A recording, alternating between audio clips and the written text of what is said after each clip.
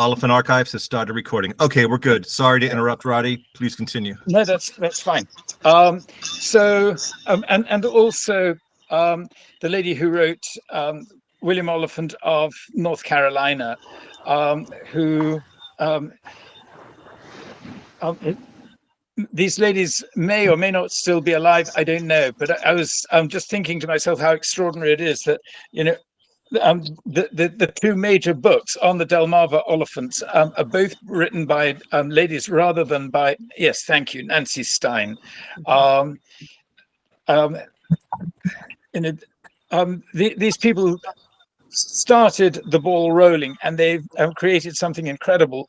But so much more information has come to light. I mean, we're incredibly fortunate that we've got the internet, and that so much information is online, because the research is going on still.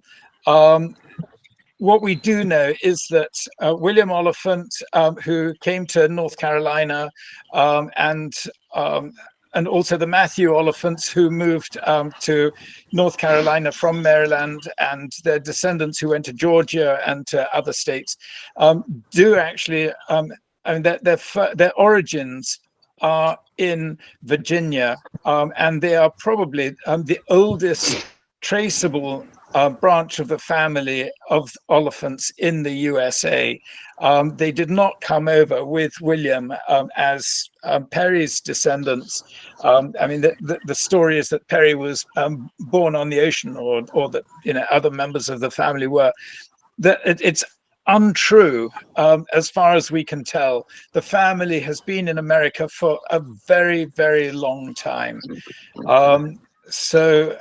I mean, the problem that we've got at the moment is that because Greg Ross is no longer with us, all we've got is his email correspondence. And I need to talk to Cullan and devise a way whereby I record the emails. I mean, they need to be put onto some kind of data and taken off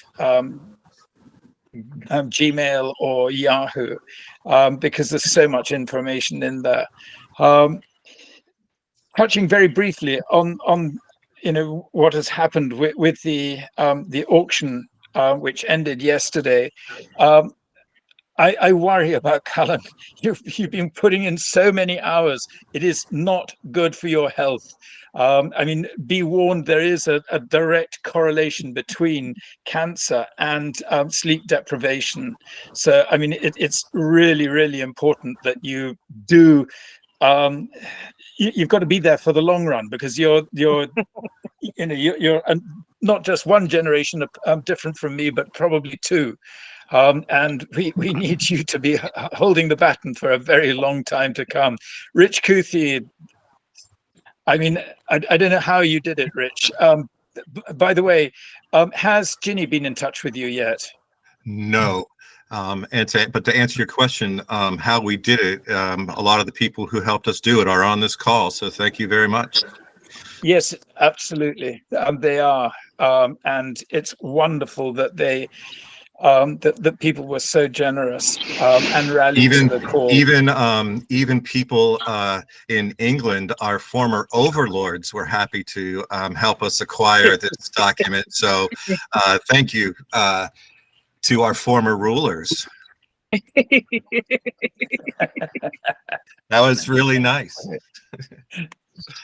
On that point, I'm going to hand over.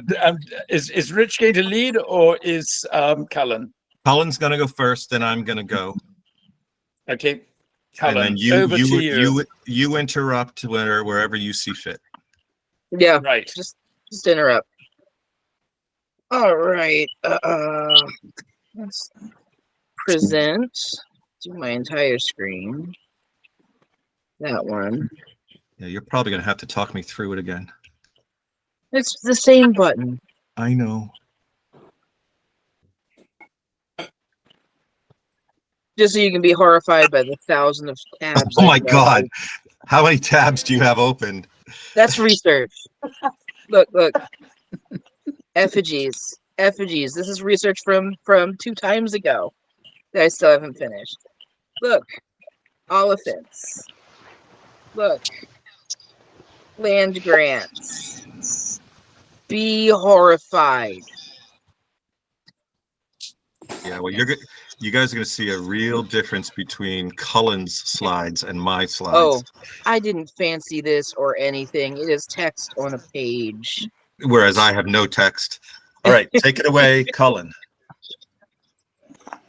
So when we're talking about going back before about 1800, records suck. We lose records at an alarming amount every decade that we don't even know exist. There are records in people's attics, and there are records in the basements of the archives at your local courthouse. Like, we're losing things at a rapid pace. So when we research people, really need to research around them as well. So when we look at people in the past, we look at their neighbors, we look at the land grants, we look at their religion. Their religion is really important that early, because it's I mean, we've had religious wars for a reason. They're separating. Folks, if you're not muted, please mute yourself. Yeah, Yes, let me thank see you, if Kay. I somebody was just going to is say muting. that. How do I do that? Oh, yeah. At the bottom of the screen, you'll see the red button that shows that we're on the call. If you go all the way over, you'll see a little microphone icon. And you just click that, it turns off your microphone. Let's see if I can.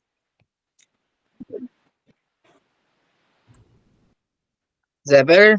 Okay, no feedback, yay! Go back. I know I'm presenting anyone. Please go away. Somebody find me. Please go.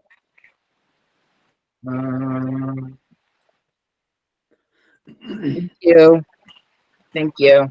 So when we look at the Maryland Oliphants, we also look at their religion, and we find that they are really associated with churches. The Maryland and the one side of Maryland and North Carolinian are very strongly Presbyterian, and as many of you know, William, who married Gordy, is Baptist, which was an American conversion because the Baptist Church is essentially essentially American. So we're looking at their closest neighbors who are Presbyterians. So we find that they are Presbyterians, which is a Scottish religion, which means they're either from Scotland or from Northern Ireland, because Presbyterian Church is the recognized Church of Scotland. We also know that they're not Highlanders, because the further north you get, the more Catholic you get. They're most likely not landed, because your aristocrats and your lords trends toward the Episcopalian Church, which is the Church of the King and Church of England. But it's not really true for many of Oliphants, because we were very strongly Covenanter, and so far I can't tell why. We have another Oliphant who is a theologian who is going into this Covenanter research. Part of me thinks it's just because they could rebel against someone. Oliphants really enjoy rebelling. And we usually end up losing. But yeah, again, here, William, who married Gordy, was a Baptist church, which was American conversion. So if I can just interject there briefly, you had to attend the Presbyterian church, and so a lot of the landed gentry would go to church twice on Sundays. They'd go to the Presbyterian and the Episcopalian. So it's very confusing to know, which team they batted for. that is I love how religion works in the olden days. So he has to ask, what are the Oliphants? We kind of don't know. And Rich is going to go more in detail about the actual DNA, but we get a flag saying that they share DNA of Njal and the 9 hostages. And I'll pull up the history of Njal. He was the greatest king that Ireland knew before the time of Cormac MacArd, and the coming of Patrick. His son was converted to Christianity by, possibly his son was converted to Christianity by Patrick.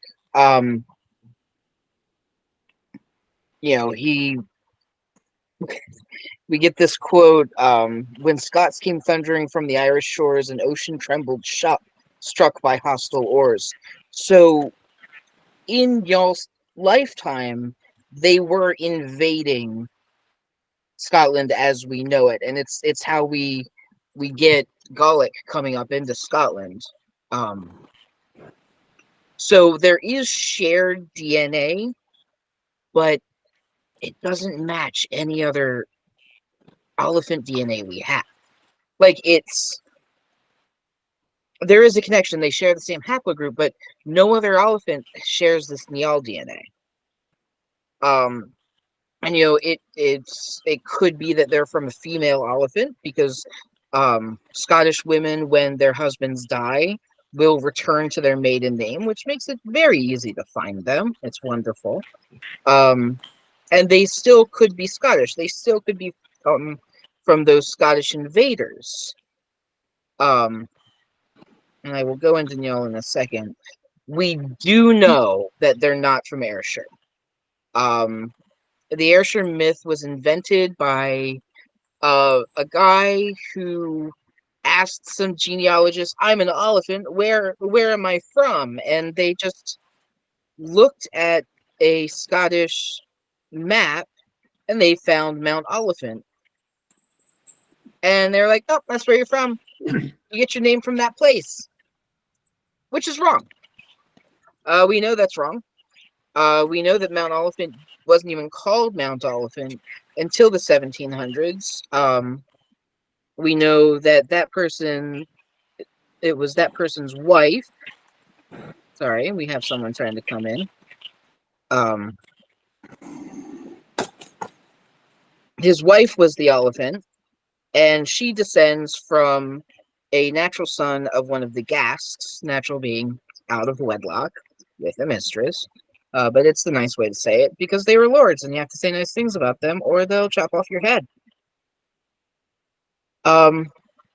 We do know right now that they originate on the Delaware, Maryland, Virginia border. I don't know how familiar any of you are from Maryland. I'm from Maryland. Rich is from Maryland. The east coast of Maryland, where you get like the Chesapeake Bay, and then you've got the East Coast. It's Delaware, Maryland, Virginia, and it's all within maybe an hour's drive of each other. So it's not that far. We do know that many of them traveled to North Carolina, which I'm going to show you. And then they, later on, the Gordy line goes west, where many of you guys are from, and where you come from, Iowa and Indiana, Ohio, stuff like that. But the reason you guys are so significant is because you're so big now. We used to think that, we had the William Gordy line and you were one family, and we had the Cremean line and you were another family, and then there's these people down in North Carolina, and the DNA is really opened up to the fact you're all cousins. You're all cousins, and you're really defined cousins. We know that within about 200 or 300 years, you guys share a common ancestor somewhere. And the best part about that is that we don't have many records earlier in America than you guys. We know the area you're from. We know the time you're from. Rich is going to go more into that Maryland early times, but you're here before Duncan, who, I mean, we always hear Duncan, Duncan, Duncan. You're here before him. And it's, you guys are founding fathers. Literally. Cullan. So just the aside on Yellow Nine hostages, Yellow Nine hostages is is a shared genetic haplogroup that's been identified that's going to be about 60-70% of all Irish people. There are studies now that state that DNA tag is no longer actually true. I'm going to have to go look more into it because we also have a large community in the Midlands where we didn't have that Irish influx. So we're going to have to look more into it, see what the science is doing now.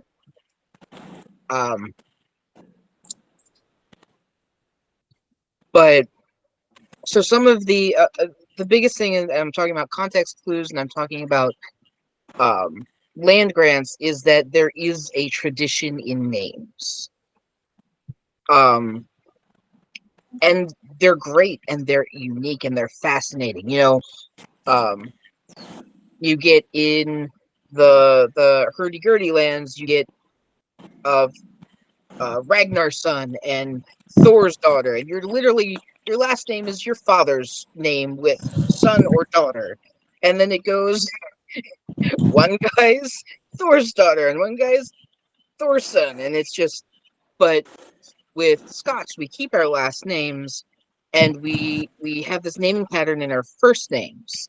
So your first son will generally be named after his paternal grandfather. So, you get. I mean, my family, my great-grandfather's name is Harry. He named his first son Harry. My grandfather named his first son Harry. His second son was named after actually someone else. His third son was named Joseph, my dad, which was his name. And then you get the same kind of naming convention with your daughters. And name follows name. We see that with the Canadian up in Toronto, Carol Wilson. Her daughter's name Letitia, which is her grandmother's name, and her grandmother's Euphemia, who ended up as her mother. And it's just passing on this tradition. It's more context clues on finding your people. And again, we turn to this: a woman is widowed, she returns to her maiden name. My first origin in America is actually a woman. Her name is Jane Oliphant. She has a son named Thomas Oliphant. And then she marries a guy named Daniel Thomas and spits out a bunch of kids with the last name Thomas. Which is confusing when you have Thomas Oliphant, who's not related to, Daniel Thomas. But it's... You start getting these more of these context clues that help you. And of course, in your family, everyone's named William, Matthew, and John. So then you can't tell who it is, and it's Rich's personal help. Rich and I have arguments time and time again: who is who, and who is when, and who is whose father, and who is whose. And it's going to be the end of his life. He's going to have a heart attack one day just arguing over who John is. I'm convinced. But one of our biggest clues when we're doing these early families is seeing where their land is. Censuses aren't really done as much as we'd like them done in the 1700s. And then by the 1800s, we're only doing them every 10 years. But land gets written down every time somebody dies. every time somebody comes of age and has a family and is spitting out on their own. So we've got much more documentation in land than we do in people's names. And so we get these clues. We get parents deeding to their children and neighbors living near each other for generations, and you get fathers-in-law giving land to their son-in-law, and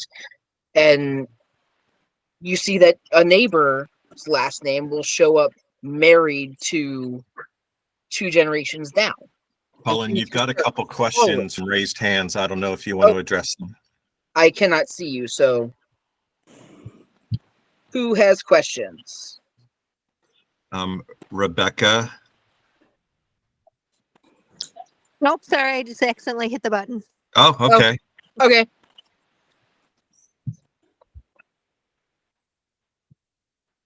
Oh, if I can make that alert go away. There we go. And so I'm going to take you through a couple that you can see how we look at it. So here we have this is from Nancy Stein's book. It's the first page, and it's William Oliphant deeding a chunk of land to his son Thomas. And so what we can infer from it is that he has to be in Surrey County to file this. He can't, write a letter and say, "Give my property to my son." That's not legal. And he names him his beloved son. So we know that Thomas here comes from William Oliphant on this grant of land. We have that it's been passed over the 22nd day of November, 1820. So he had to have either been there, living there, or being ready to move from there, or traveled there in 1820. So we have a definite date of where we know who he is and where he is and what he's doing. And the most significant part here is that he signs his name with an X. He signs with his mark, which means that he's illiterate. He doesn't know how to spell his own name. And illiteracy means something. It means that your family didn't have the money to send you to school, or your parents didn't know how to read or write to teach you. So it's indicative of the family experience. And this is going to be another big clue later on. And so we've got more land transfers between Moses Gordy, who was the William Oliphant's father-in-law. And you start seeing these names. John Gordy in 1783, he's got this chunk of land, Hypocrites Deceived,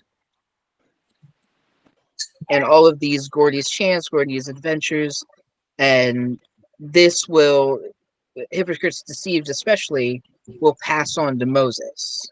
So we follow Hypocrites Deceived where that land goes. There's a great document, I think, it's either Greg Ross or Dan, who tracks all of this American stuff. And it's fantastic. And so we get down into 1795. We've got Elizabeth, who's labeled Elizabeth Oliphant is Moses Gordy's daughter. And Elizabeth is William's wife. And we see this Edward McGlamory, who's a witness to William in Guilford down in North Carolina. And this land transfer is between Moses Gordy and William Oliphant. They're all kind of together. And we've got this John Gilchrist, who we get up here, John Gilchrist, moving land from Ed McGlamory to Moses Gordy to William Oliphant. And then we get here, William Oliphant witness and Moses Gordy purchasing from Edward McGlamory. And it's the same, it's just the same chunk of land moving. And we see here, Moses is only giving William 54 acres. And it's the same date, 17 July 1795, as here, where William is indenturing himself to Moses. So from that, we can infer that William was poor. Wealthy men don't need to indenture; they just buy. You know, selling yourself into indenture is selling your work for a set amount of time in payment for something. We get a lot of indentureships from the UK coming over to America. You have a 7-year indentureship to pay for your travel, and in the end, you're set free or whatever, and you live your life. But in North Carolina, at that time, North Carolina was still still the West. So your average land grants are massive. You're getting 3, 6, 1,000 acres, but he's only getting 54. He's only getting 64. He's getting little tiny chunks of land. Even if you farmed it, you're not going to get as much out of your 54 acres as you're going to get out of 300. So it's really inferring that William was illiterate, was so poor he needed to indenture, and was not receiving enough generational wealth to pass on to his children. And, you know, we have to recognize Nancy Stein did a lot of the groundwork. We turn back to her book all the time. I am constantly pulling up Descendants of William Oliphant. And in it, she has, you know, we build out William's lifetime. They claim from a letter that a cousin had in a shoebox that he was born in 1741, which is a date I kind of struggle with because he doesn't show up anywhere until 1783. So he's 40 years old before he starts doing land work. And we generally don't do that. At about our 20s, we start setting out on our own, getting married, you know, being adults. 40, that's really late to have no documentation whatsoever. And so here, again, he's getting a little bit of land in Maryland from John Gordy. And then we're headed down to North Carolina in 93. So sometime in 10 years, they picked up and moved down to, from the beginning of the United States, they've moved down to North Carolina. And we have record of his son being born in 1787. Again, he would be 40 something years old before his first son is born. And his next children pop out pretty quickly afterward. It's really this. I more think he was 1750, 1760. That would put him in a better time frame, because he's indenturing himself in 95. He'd be in his 50s by then, if this was his birthday. And then he's sending land to McGlamory in 96. Then 1806, he's giving his land to his son. So William is now of age. And he's down in North Carolina still. And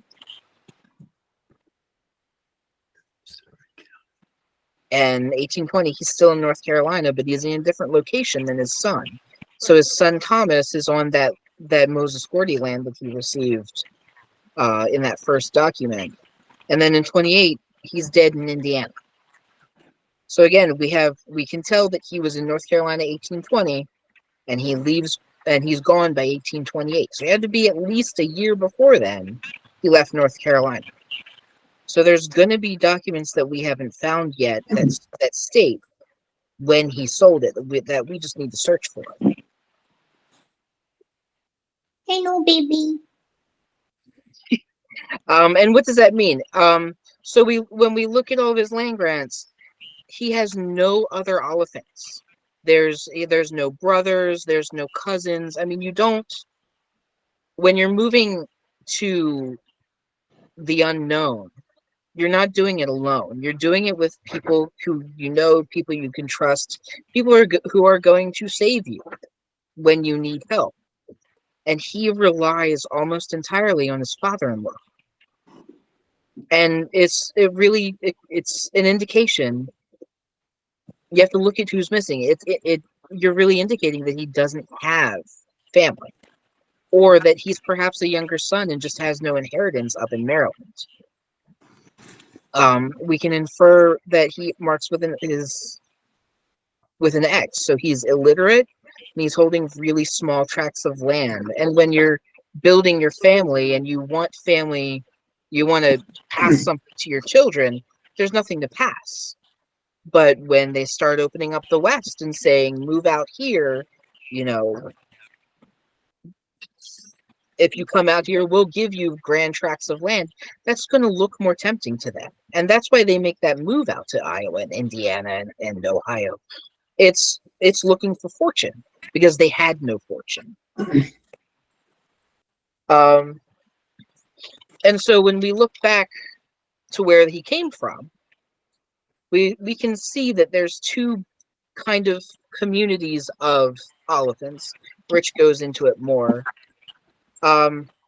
William attended the Baptist church in Broad Creek, so he's going to live nearby it. He's going to live close enough that he can go to church, attend church, go home. And then we have Matthew and John in North Carolina whose descendants share his DNA.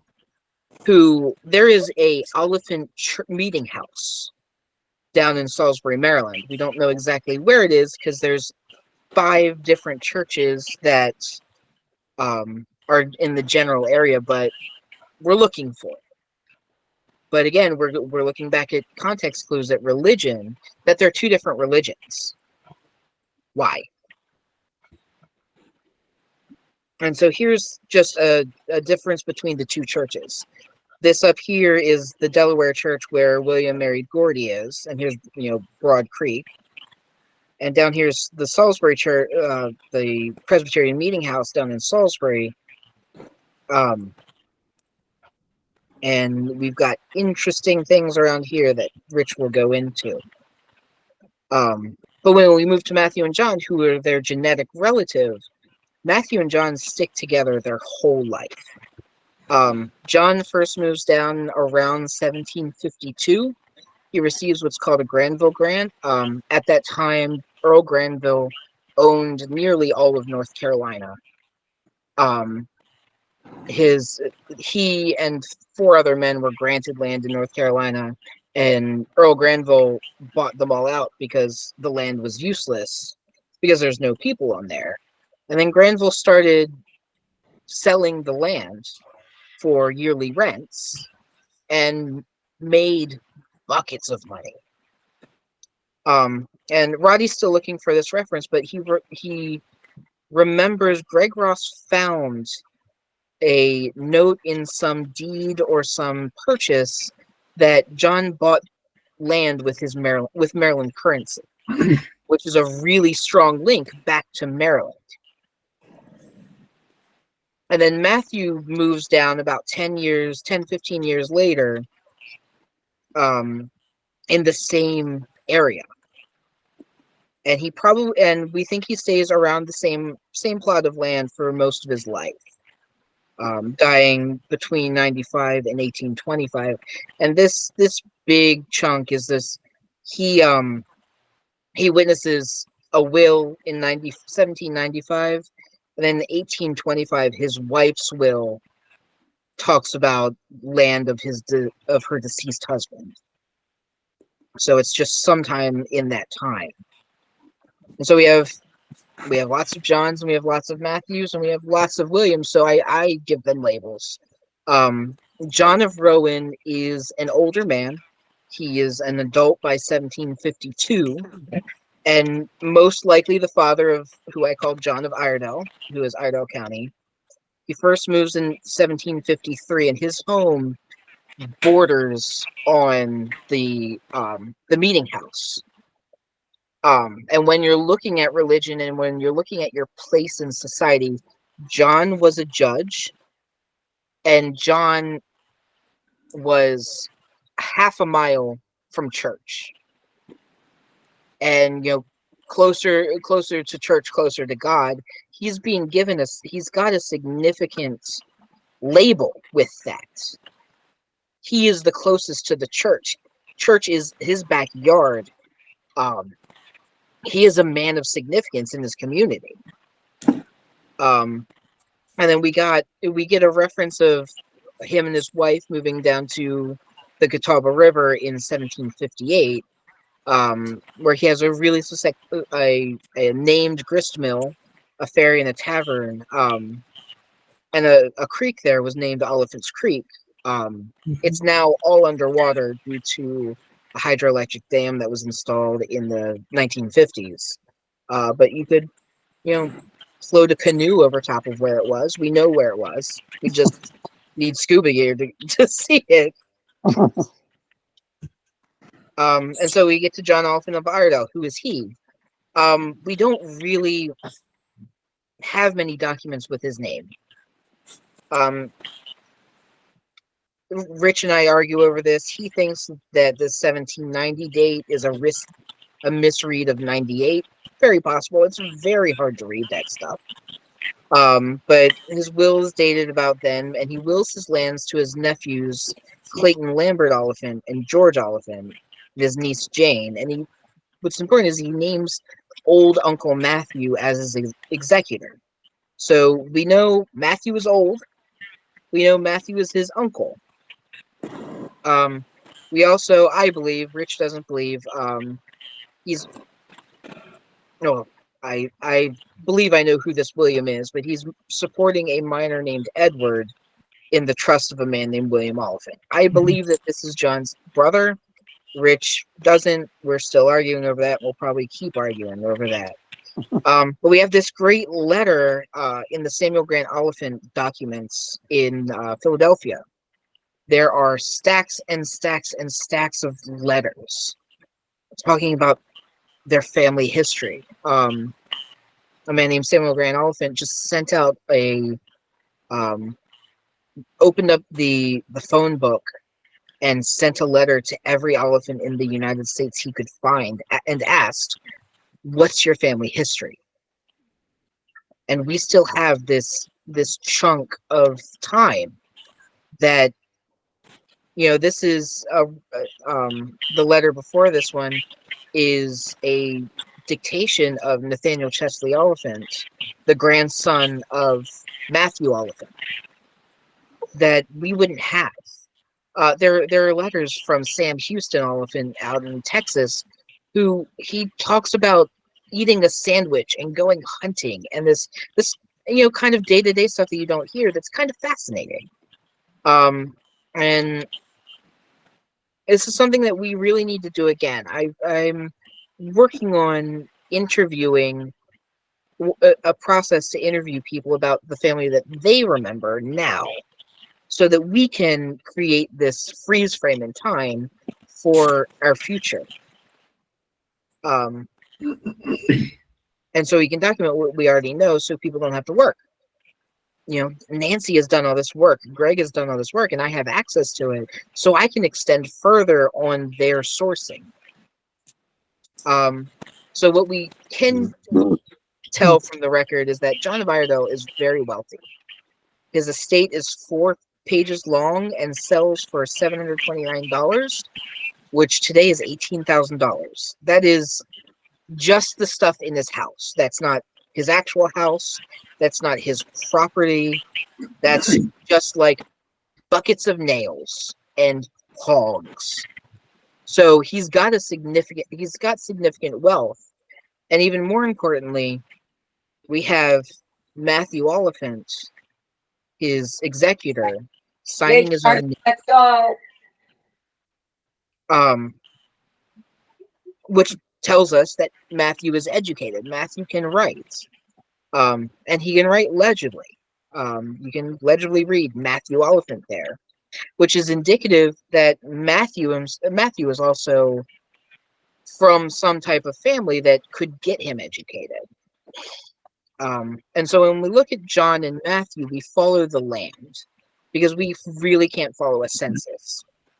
So in 52, John gets Thomas Allison gets a Granville grant as well, and it's on John Oliphant's line. So John Oliphant is already there. We just don't have the document there. But what's important is that Thomas Allison, his neighbor, is also his father-in-law. And then we have John's Granville grant, naming the land on the Buffalo Branch. And then in 65, we get this reference of John and his wife going down to the Catawba. That's something that I need to look for, but in the source we have the date, 15th day of December 1758. That's a context clue that can help me search. And then we get down to this abstract of a deed in Rowan, where we have Joseph Davidson, who is Matthew Oliphant's father-in-law, and they're selling that land on Third Creek, which is right up the road from William. And it was great. Just literally hours ago, I found an article written in the 40s about Fergus Sloane in North Carolina, and he references that he bought the land from Oliphant from the Earl of Granville. So we're going from 65 back to 1752.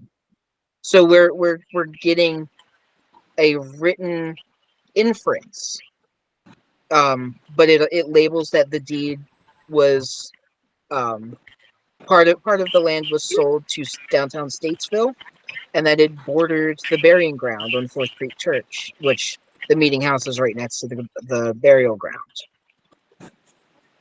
And we get this great map of the Fourth Creek congregation down in North Carolina. And I'm going to zoom in.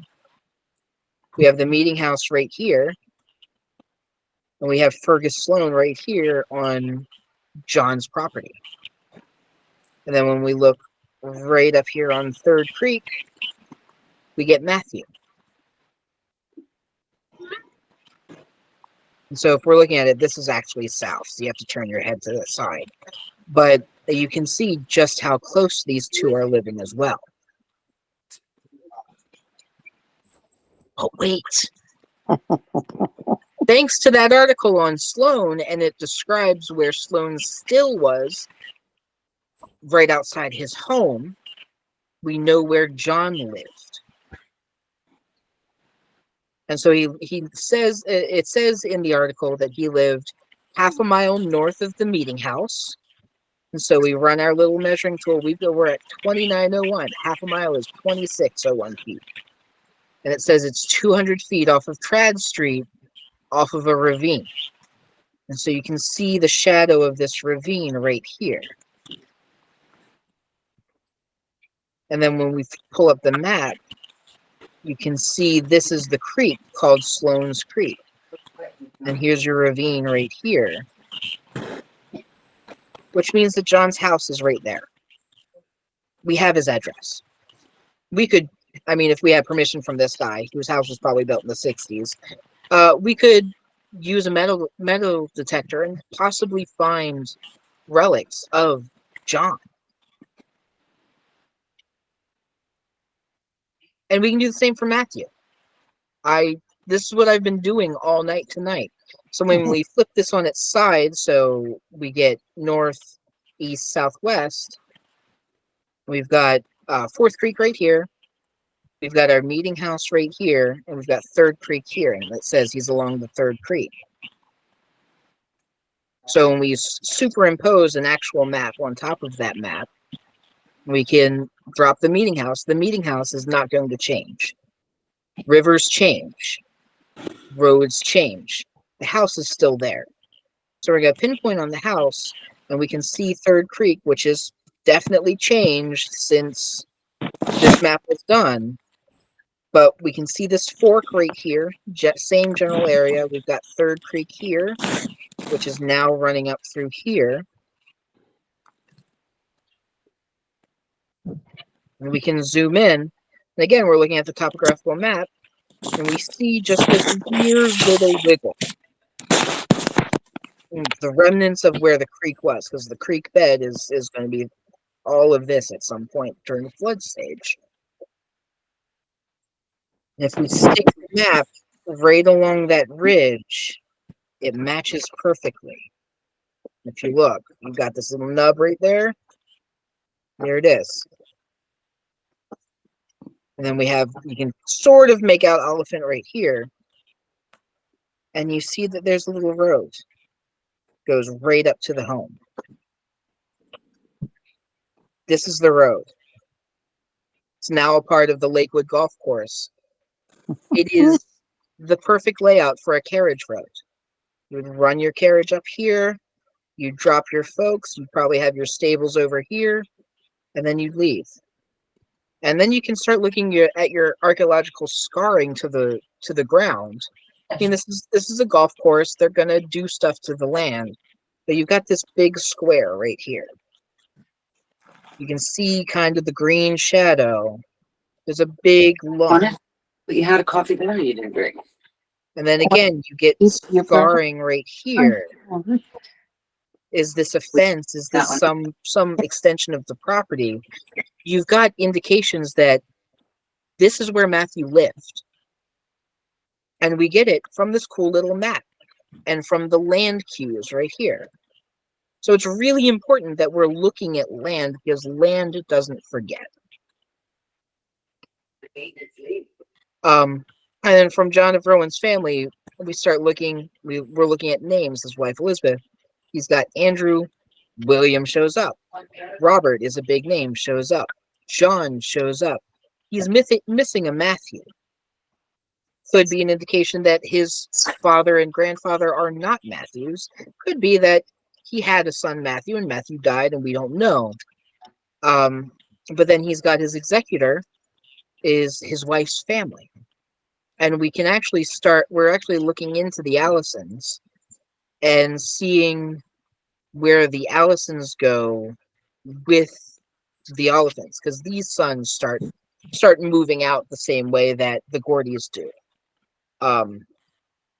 Which is, we need to follow names. We need to follow land. And we get all of these massive clues, which are really extending our knowledge. I think that's it. Yeah, that's it. Yay for me. Did anyone have any questions or want to kind of ask any questions about how we move in North Carolina? No? Okay, I see you, Carol. Hi. Hi. I'm going to pass this off to Rich so Rich can blabberate you about Maryland. Can I ask a question? Sure. Which religion were the Oliphants like back then going forward? My mother and her mother, Jessie Euphemia Oliphant, were Anglican. And my mother said High Anglican is what she told us as children that their family was. So, Roddy, you want to answer that one? Yeah, I mean, basically, the Episcopalian Church is High Anglican. I mean, the English call it Anglican, which is basically Church of England, but it's a sort of High Church of England. The Scots call it Episcopalianism. Different denominations of the religion. Okay, great. Thank you. Okay. Do you have any other questions? Nope. Okay, Rich's turn. All right. So this is going to be very different. Cullan,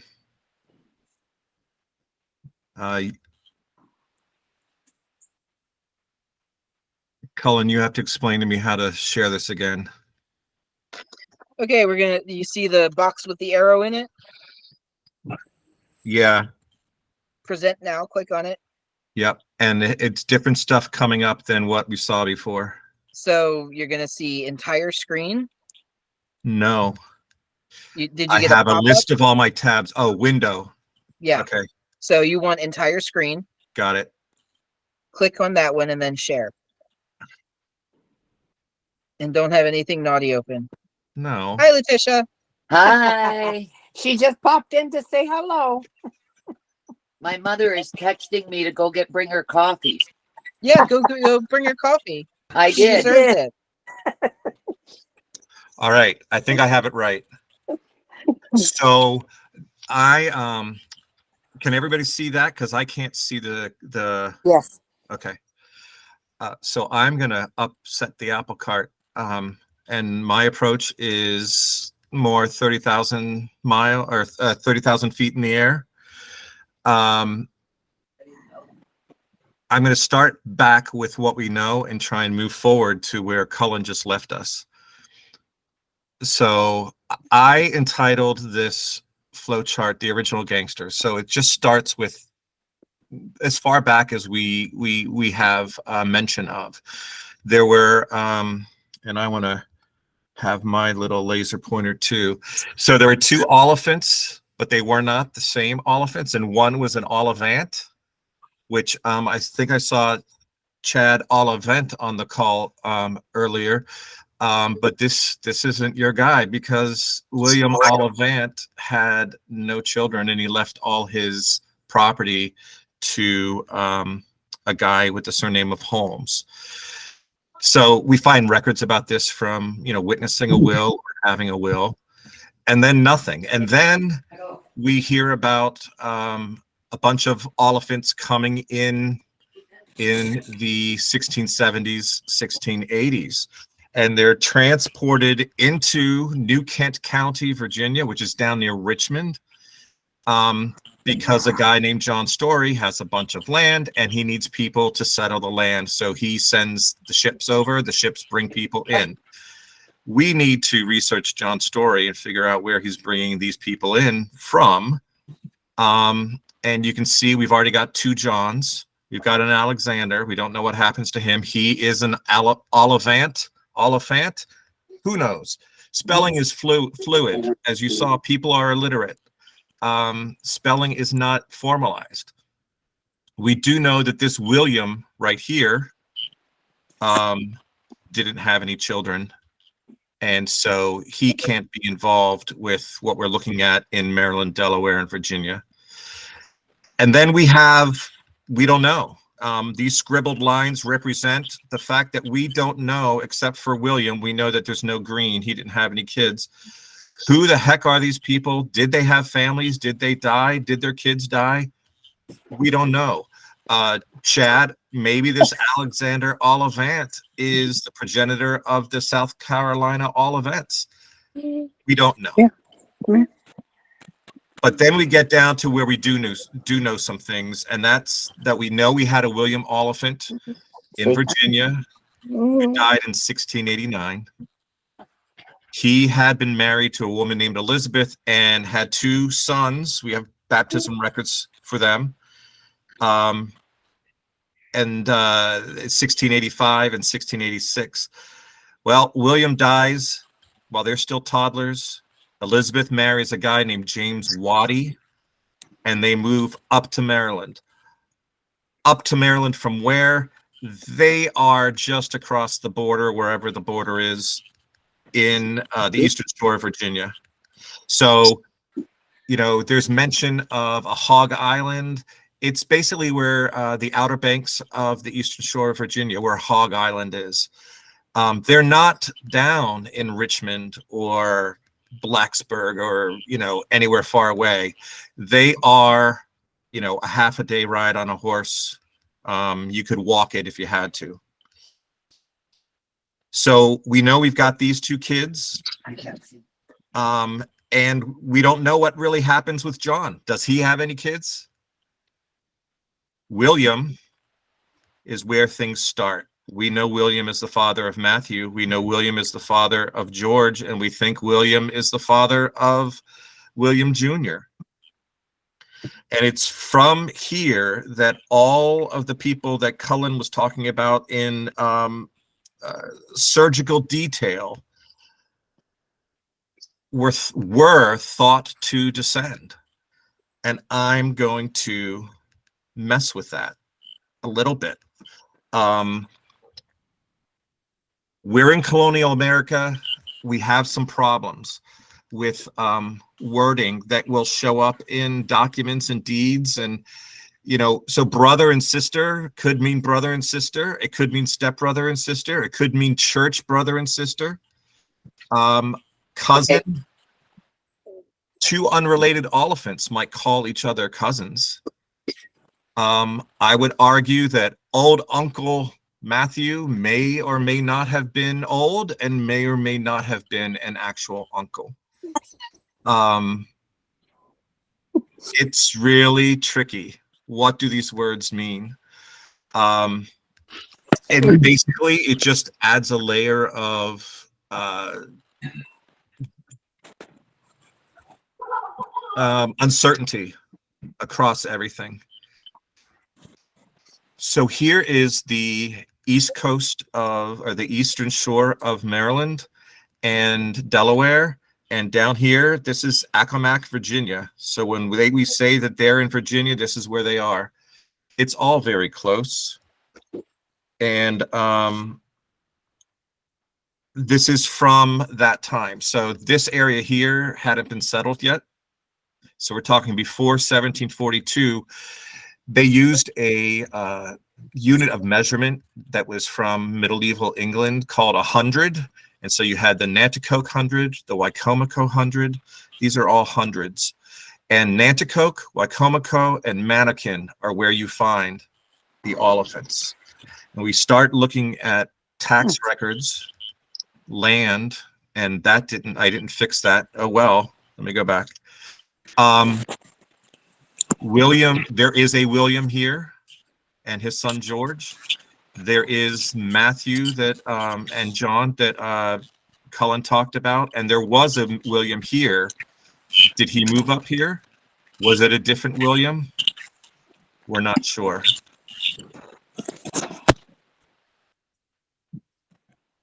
All right, but it all starts with that Matthew.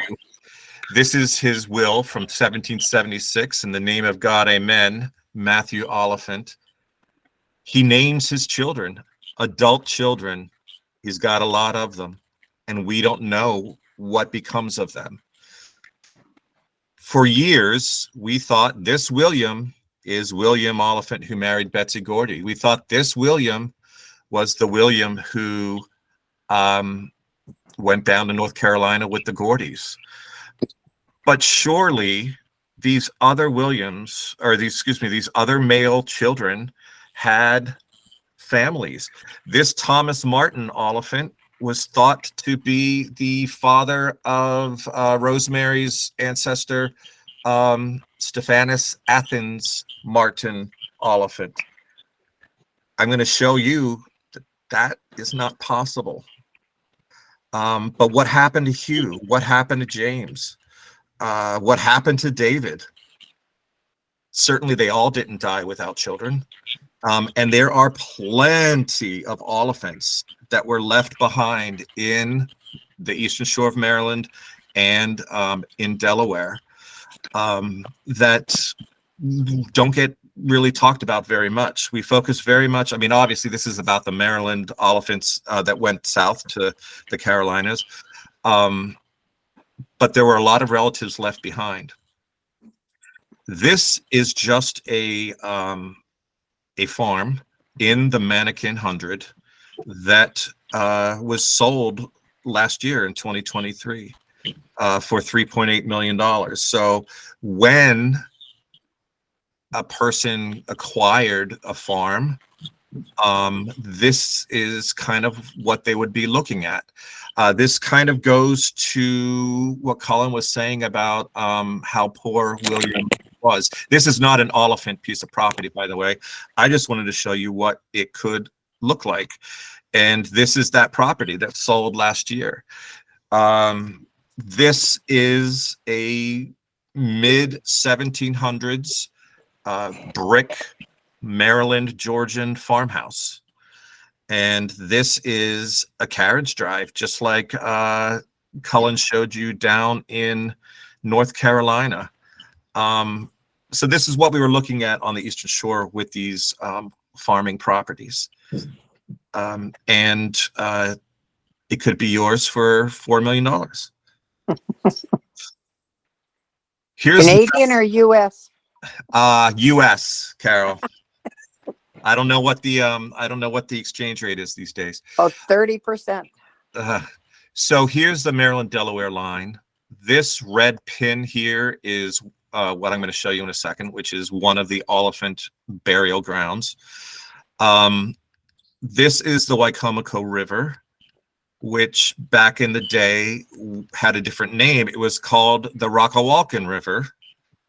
And Matthew's land was at the head of what was called the Rockawalken River. So, well, which head? Where did it start? Look at all these rivers here. Here's a dam, but somewhere in here, all the way up to the state line, is where Matthew's property was. In Delaware, near Laurel, in Sussex County, where Cullan showed you the map, there was an Oliphant plantation house built about 1820, and this is a rendering of it that was put together in 1933. This is very different from the brick mansion farmhouse that I just showed you on the Wicomico River. Obviously not as big, 24 feet wide. But this is what a poorer farmhouse would have looked like in the area up in Delaware.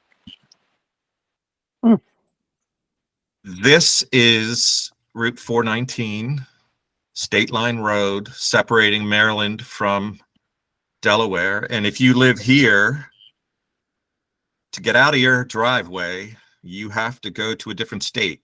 And you might work down here or down here, but you got to go to Delaware to get to your job in Maryland. This is one of the Oliphant cemeteries. And this is Sussex County, Delaware, and this is Somerset County, Maryland.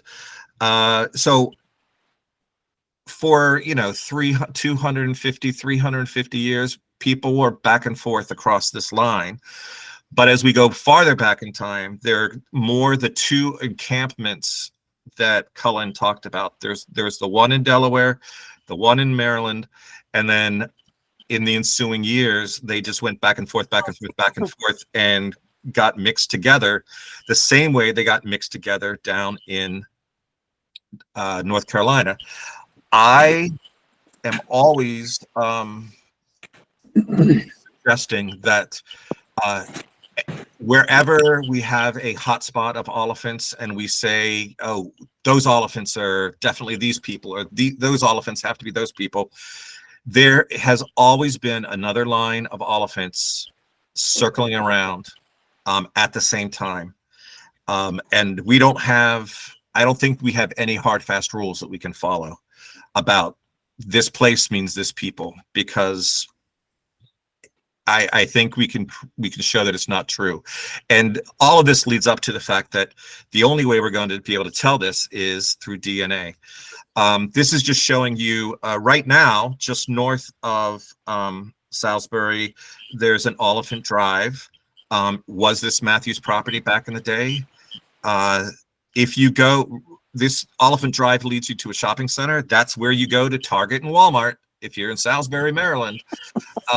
So even though a lot of Oliphants went south to the Carolinas, a lot of Oliphants were left behind, and it's still represented in the place names and the surnames of the people there. This is my visual representation of what we're up against. So Cullan goes down and looks at the deeds and and John and Matthew, and I say, which John are you talking about? Which Matthew are you talking about? Which William are you talking about? Because this is what it looks like to me. This is what it sounds like to me. And he'll call him John of Rowan and John of Iredell, and I want to say John Sr. and John Jr., but Junior might not mean Junior. And oh, by the way, there are more Johns on top of those two Johns. This is what it all looks like to me. And the only way we're going to separate this all out is through DNA. And I have Elijah in here because the Elijahs stay behind in Delaware, but there's just all these Elijahs and Matthews in Delaware still. And we haven't even really started talking about the Roberts yet. But this is what we're up against right here. These next several slides. I'm just stepping through. Cullan said, follow the land, right?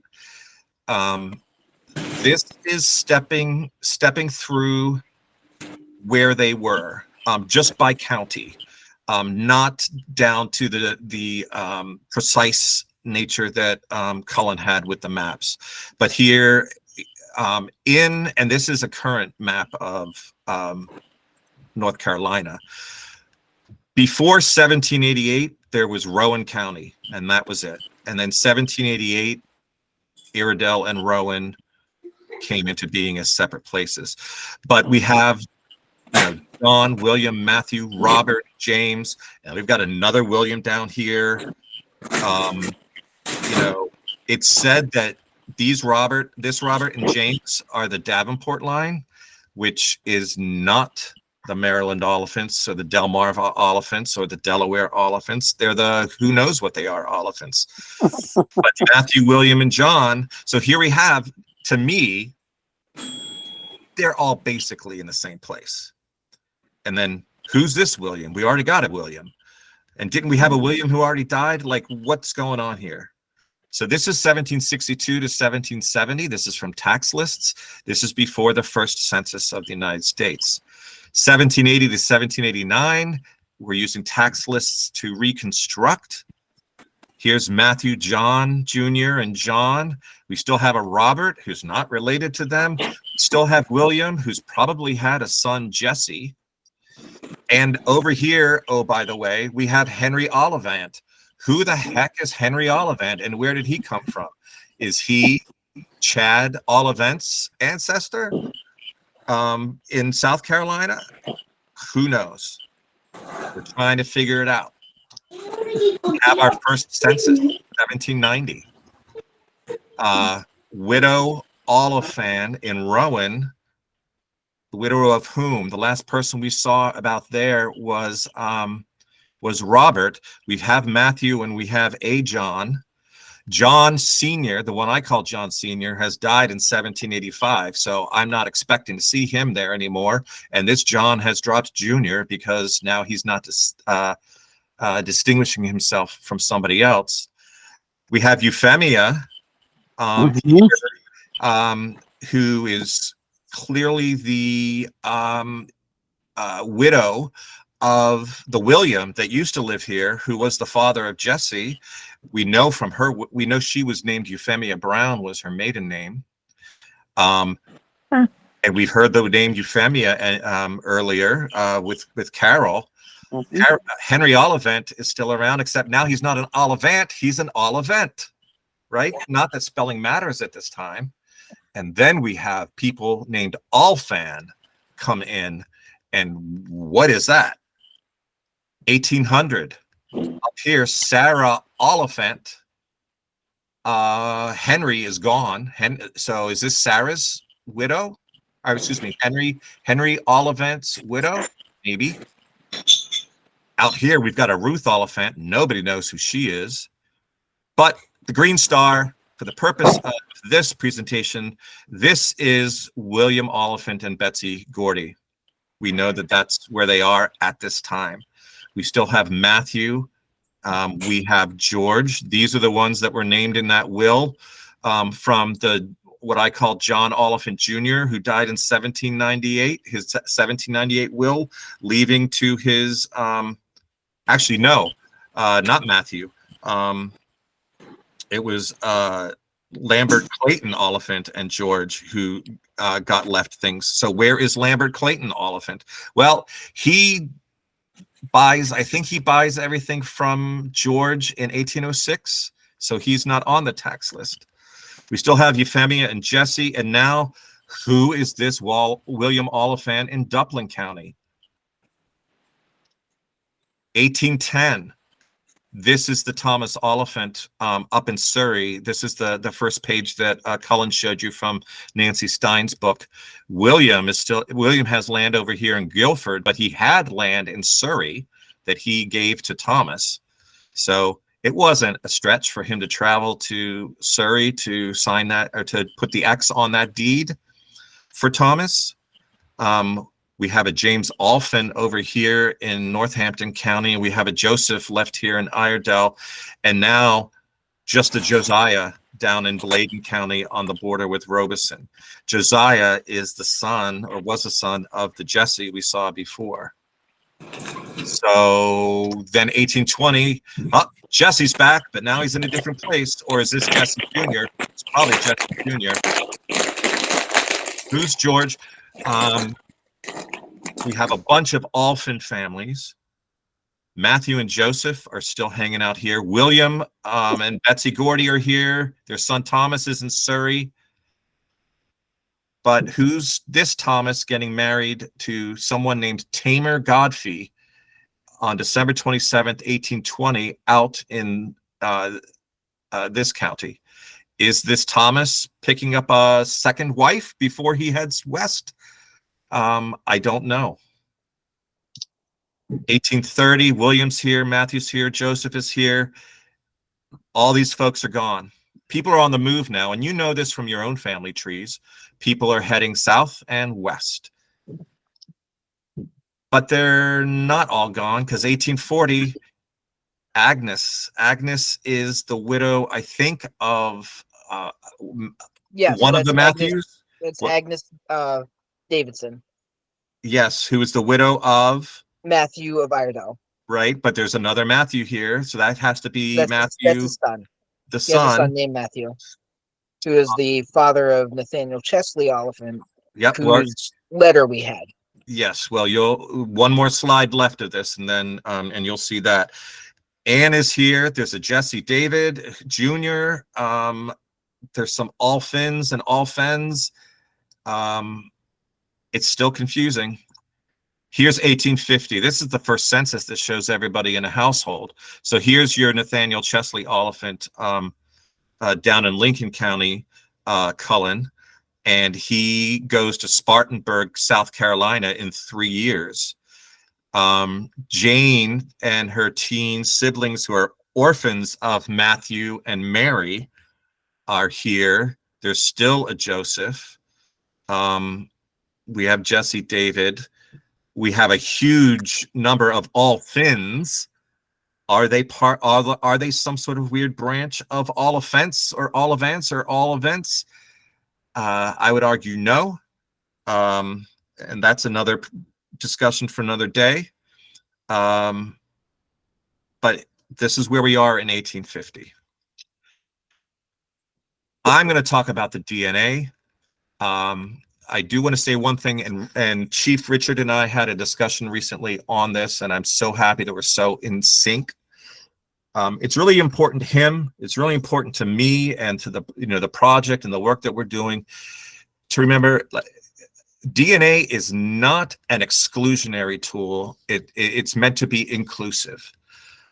So when we're trying to figure out, this line, that line, prove this connection, that connection, it's just trying to understand who people were and where they went.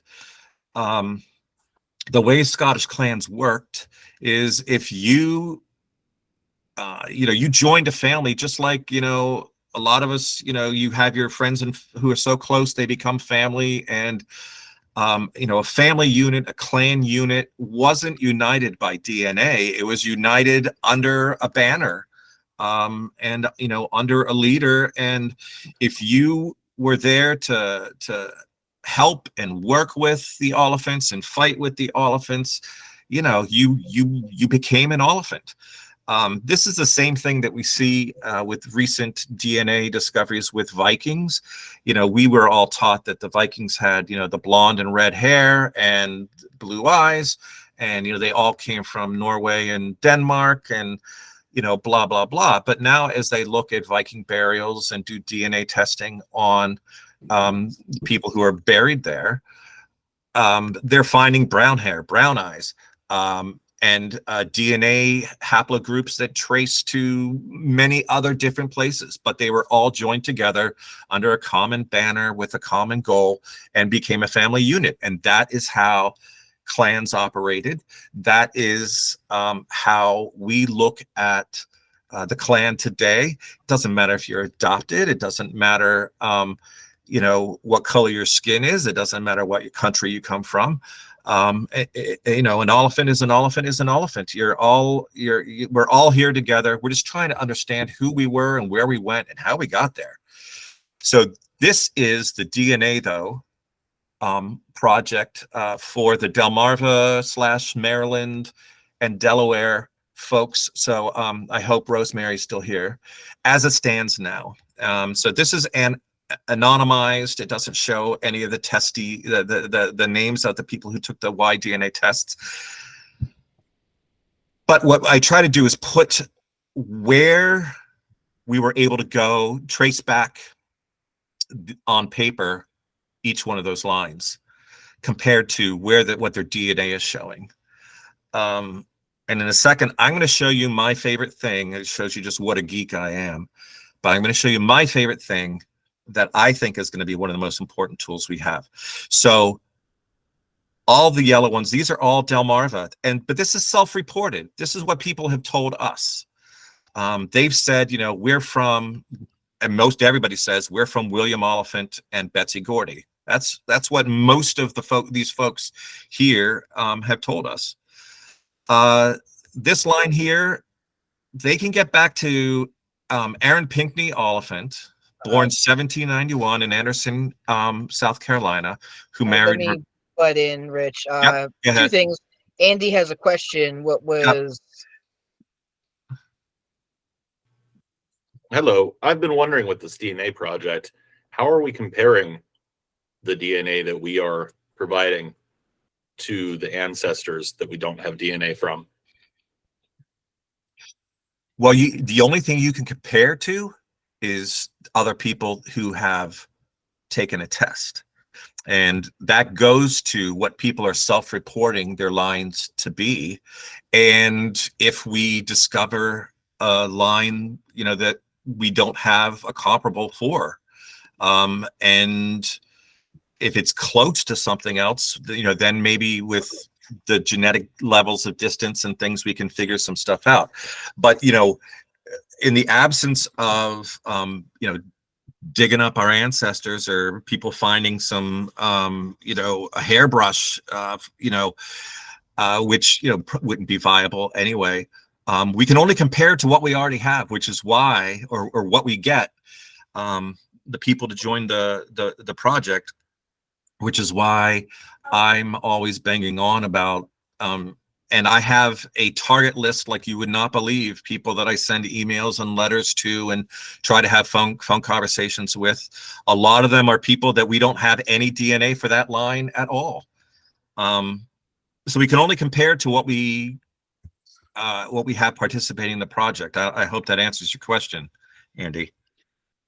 And this goes back to why the historical record as it is so important, is that we can infer things. We can infer that the genetics between these two groups are close, and we can follow the paper as far as we can, and then we can go back. So the more mutations you have in your blood, it infers the further back you split off from another person. Mm-hmm. And that's what we're seeing here. Yeah. Yeah. And that's not always true. So Right. he's going to show you my line, which I have my dad's, his nephew, so his brother's son, and then my cousin, who we share our last common ancestor was born in 1856. But if you look at the mutations, we've had so many mutations between all of our lines. It says that we mutated 500 years ago, that our last common ancestor is 500 years ago, and that's just not true. I have the paperwork. Yep. We meet up 150 years ago, and that is where your life experience really fits in. We're finding more and more that poverty affects our genetics. Stress affects our genetics. You know, when Lifestyle. a woman is living in a war-torn country, you know, her body is not going to build a child as healthily as someone who's living under peace and prosperity and eating well. And so we get these breaks, and my family has lived in the slums of Baltimore since 1800. We've all been drunks. My great-great-grandfather died from passing out drunk on the street corner. And it actually shows up in our genetics. If we look at Aaron Pinckney Oliphant right here, it says that they split off in 600. Yeah. Now, the person that we took the test from lived just outside. His family lived just outside the nuclear test zones in Nevada. What effect did that have on his genetics? That perhaps it's pushed him far, looking like it's far off, but it's really not. Yeah. So this is where paperwork is important, that we can find somebody earlier in his family line that lived in better circumstances. Do they reflect the same thing? Yep. Cullen, someone else was wanting to ask a question. I think I can't see. All I see is this chart. I just wanted to also say to Andy, you know, what you're looking at here in terms of the DNA is people who are grouped who have very, very similar DNA. We've got about 130 people tested on Y-DNA, certainly well over 100. And the other people's DNAs do not match these, which is why these are specifically grouped. And these people all are related to each other, where other people whose DNA we've got may not be related to these people. And So, Rodney, you we're know- going to see a great visualization of that in a couple Oh, right. minutes. Okay, I'll mute And myself. I just need to pick off of his self-reporting. I know a lot of people have done their Y-DNA already, and I know that you have. We have a opportunity in the Y-DNA to insert your family tree. We are asking that you insert up to at least your grandparents. I think we mostly all know who our grandparents are. And once we get this kind of 50 years lack of documentation, Rich and I can find them. We've already got them in family trees, but it's making those final links that makes it real difficult. We have to start searching obituaries and stuff like that, and start inserting ourselves into people's lives that they don't want us there. That getting a call from this crazy guy named Rich saying, "I want your blood." Not blood, spit. Cheek cells, really, if we're going to be literal, cheek cells. So gross. And so we're asking you both if you could log in and put up to at least your grandparents, if not more. If you've done more, please put more. But also, if you could, Rich, can you talk about the privacy settings and the inheritance? So some people have and I get it because we're talking about DNA, but some people have their privacy settings so tight they don't even show up on this anonymized chart. And so, you know, double check that you're able to share so that we can see you in the project, even when we're looking at a chart that doesn't have your names on it. Also, there's a new setting, and it's online, and just click a tab and type some stuff in. If you could make the Oliphant Project a beneficiary of your DNA test. We have folks who've passed away who only did like a 37 marker test, and we really need to upgrade them to like a 111 marker test so that we can understand what their DNA is really telling us. But we can't. We would have to find, we're trying to find a son or daughter. We have to get them to agree. They have to provide like legal documents to show that they have it's crazy, the stuff, that the hoops that have to be jumped through. And a lot of them we can't. And so we'll never know what those smaller Y37 marker DNA tests are really going to show us. So there's a easy online thing where you can just say, in the event of your passing, that you name this is who is has the rights to manage, not to make clones, but just to manage your online account. Yeah, so let's get through these, and then we'll get to questions, because I think what we're going to see next is going to show us some good stuff. Also, on this page is a great example of what we're talking about.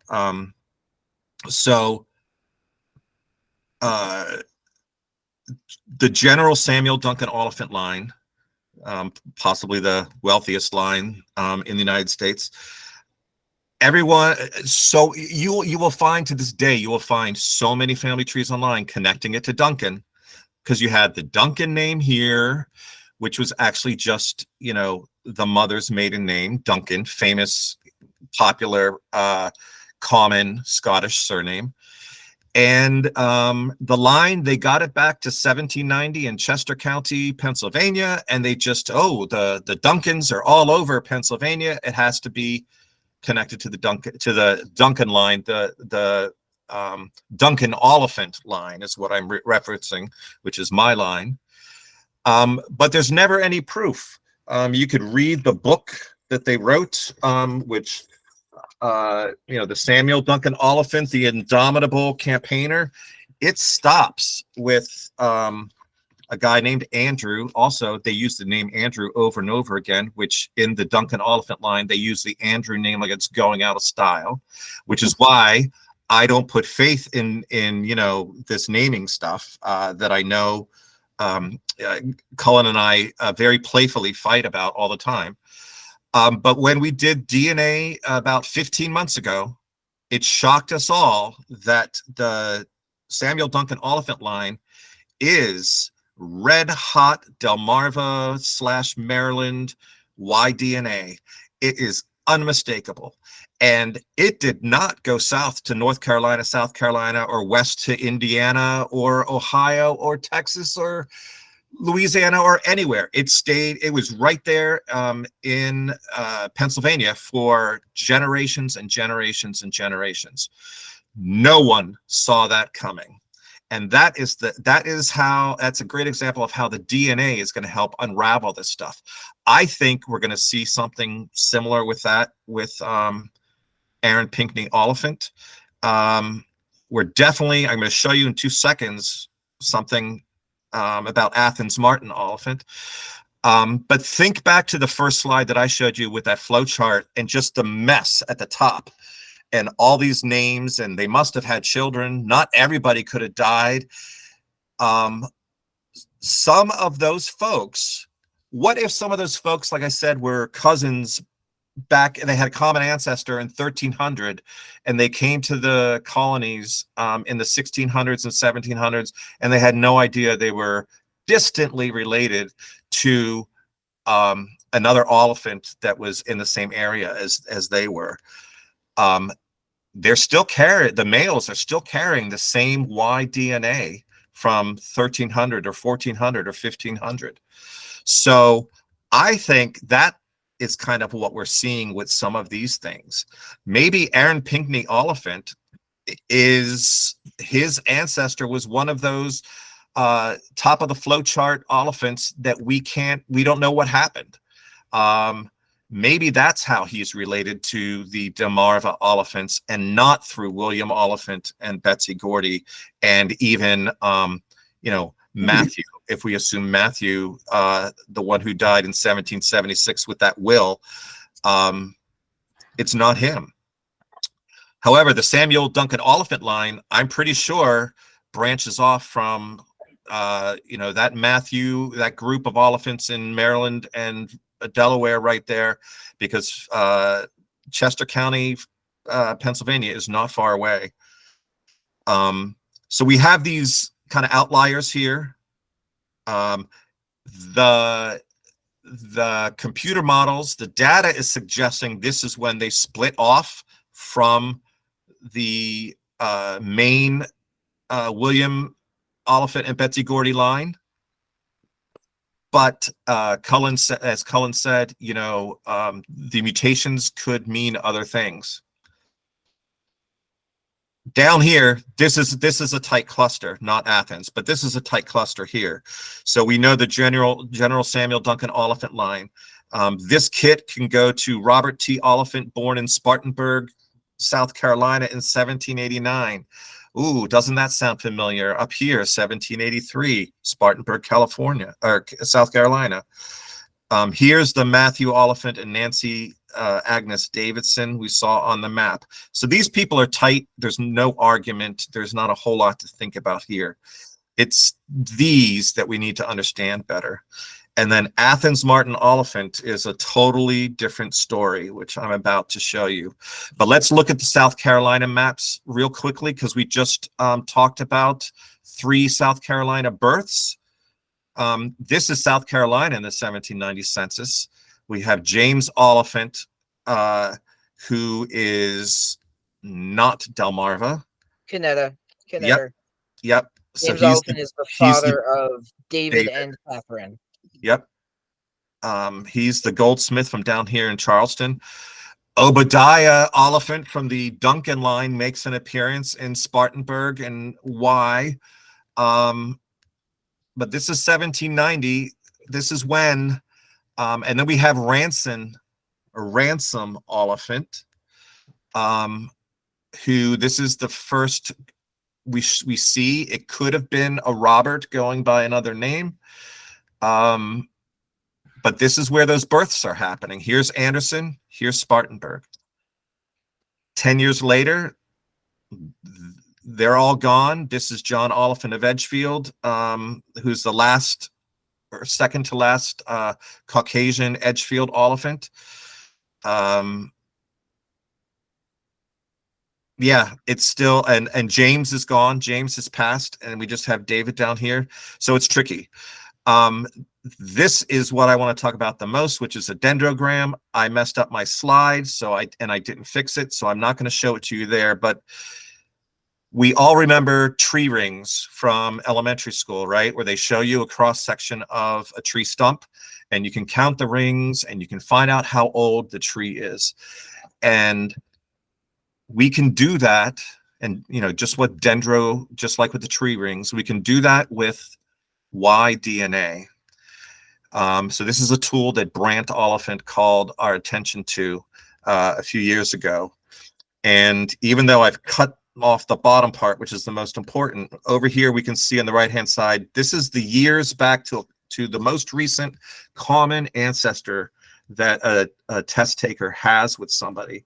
So 500 years, 1,000 years, 2,000 years, 4,000 years, 6,000 years. So an easy way to think about it is 1,000 years is the Battle of Hastings. 2,000 years is Jesus, and here we are.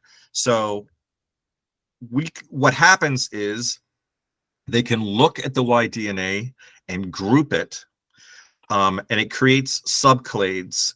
Just the same way that we have subgroupings in our spreadsheet. Delmarva Oliphants, Delaware Mystery Oliphants, whatever. This is just doing the same thing, and it's showing that people had a common ancestor, and then 2 brothers split off, and then 2 brothers split off, and how it comes down to the present day. And then what you can't see is that I used, and this is just people in our Oliphant project, is that I grouped them with what we call them. But the question is, the problem is it makes it look like one group of Oliphants is really close to another group of Oliphants because we're only looking at the 130 whatever people in our project. But if we looked at all the Y-DNA that we could get our hands on with the same haplogroup, RM269, which almost all of our Oliphants are, although all of our haplogroups are still Oliphants, it doesn't matter. But most of them are RM269. What if we compared our Oliphant participants to that bigger population? And that, to me, is the most exciting and most informative thing we can look at. And Cullan, what? Escape twice. Okay. So I need to skip picture here. There you go. Okay. So this is a ginormous dendrogram.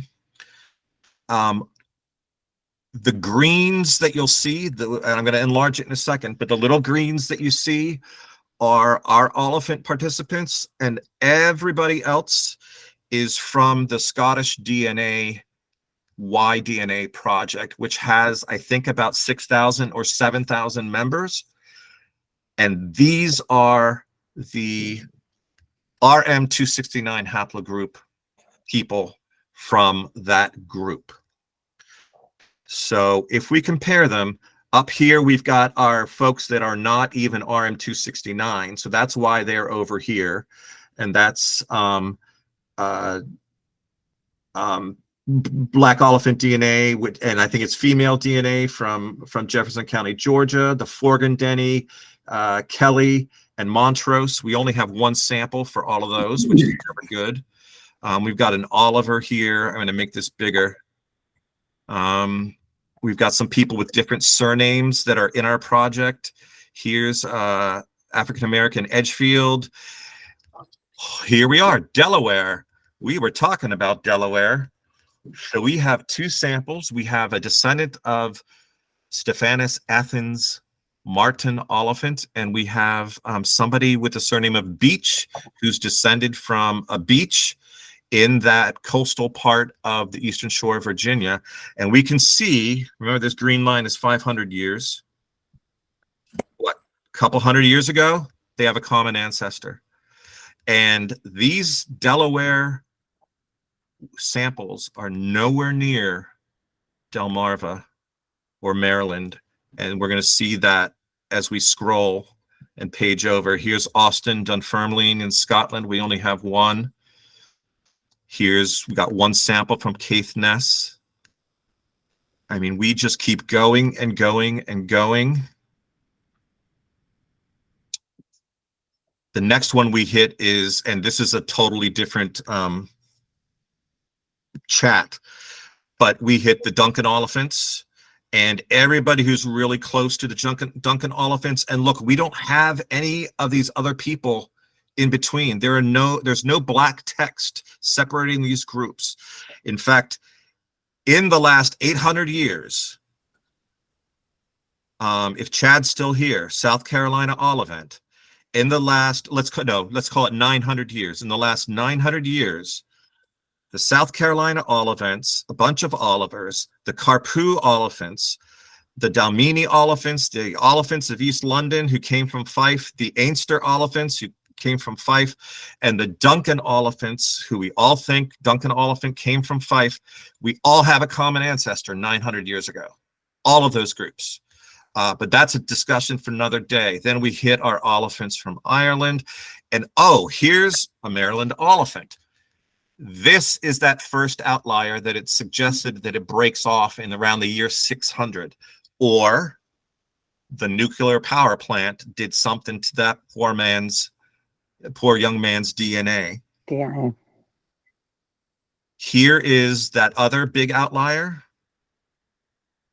And then finally, we get to the main Maryland Oliphant grouping. And And this includes the William and Betsey Gordys, obviously. It includes the General Samuel Duncan Oliphant group. They're all clustered together, and there's no denying this. If we keep going, we get the Cumberland and Nottinghamshire. And we're almost to the end. We get the Scottish borders. We get Glasgow and Dunfermline.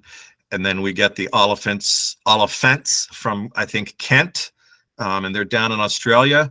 Here are the Oliphants, the INT Oliphants, who married into the Davenports, who are from Rutherford, North Carolina.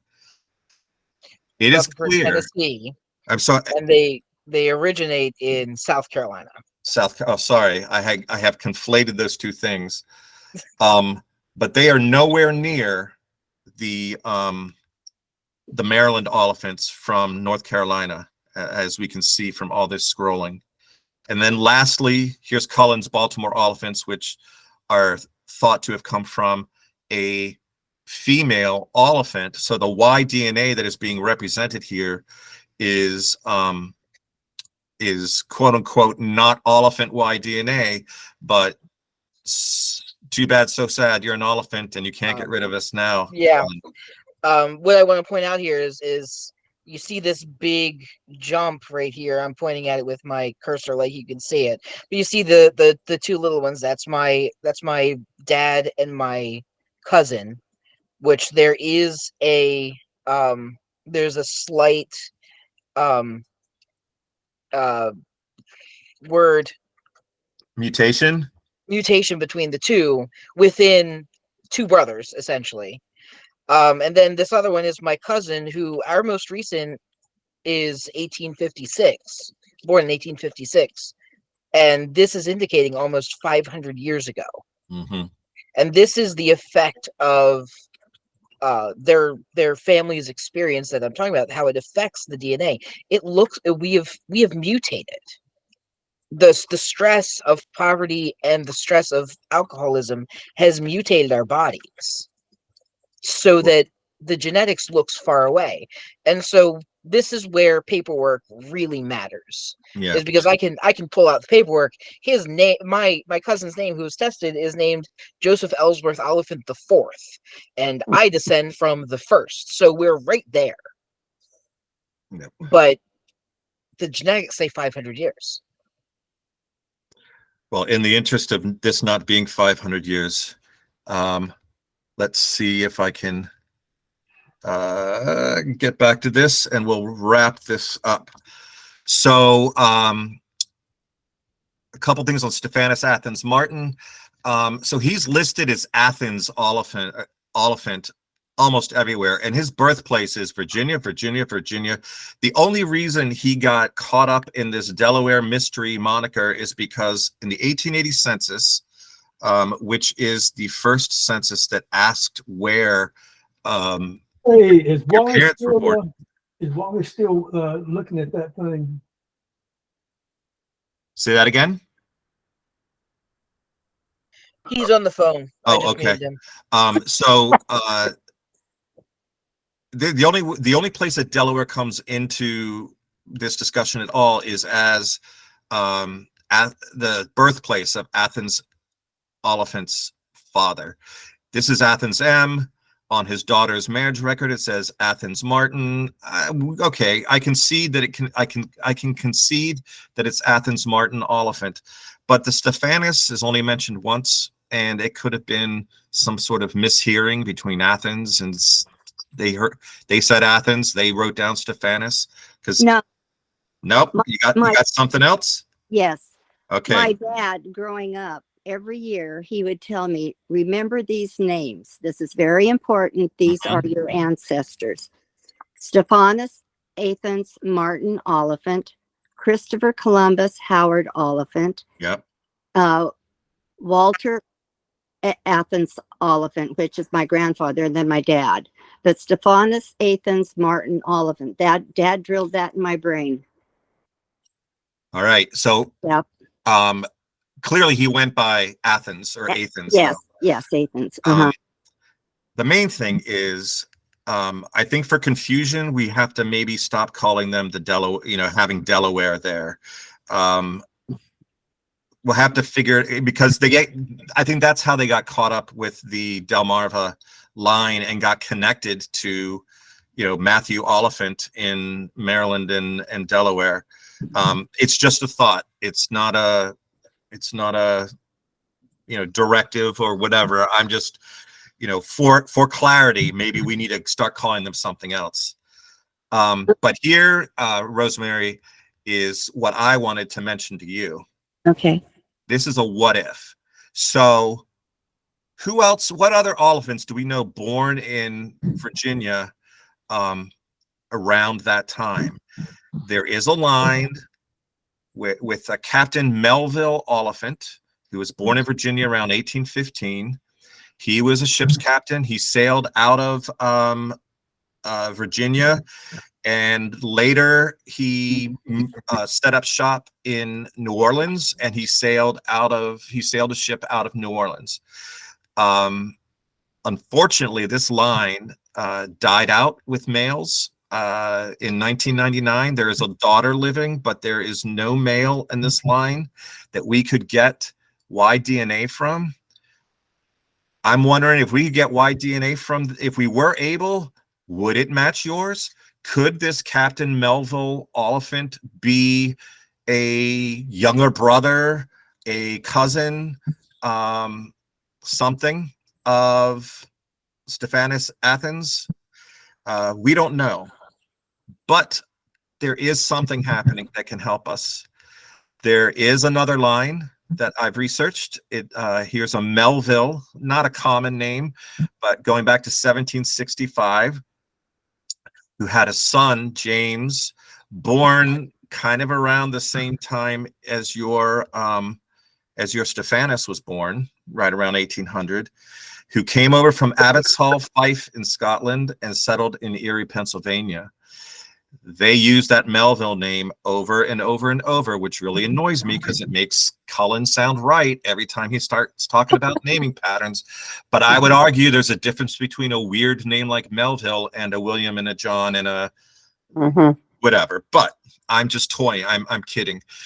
We have a Y-DNA test that we are waiting results on that should come in about a month's time. It's only a Y37 test.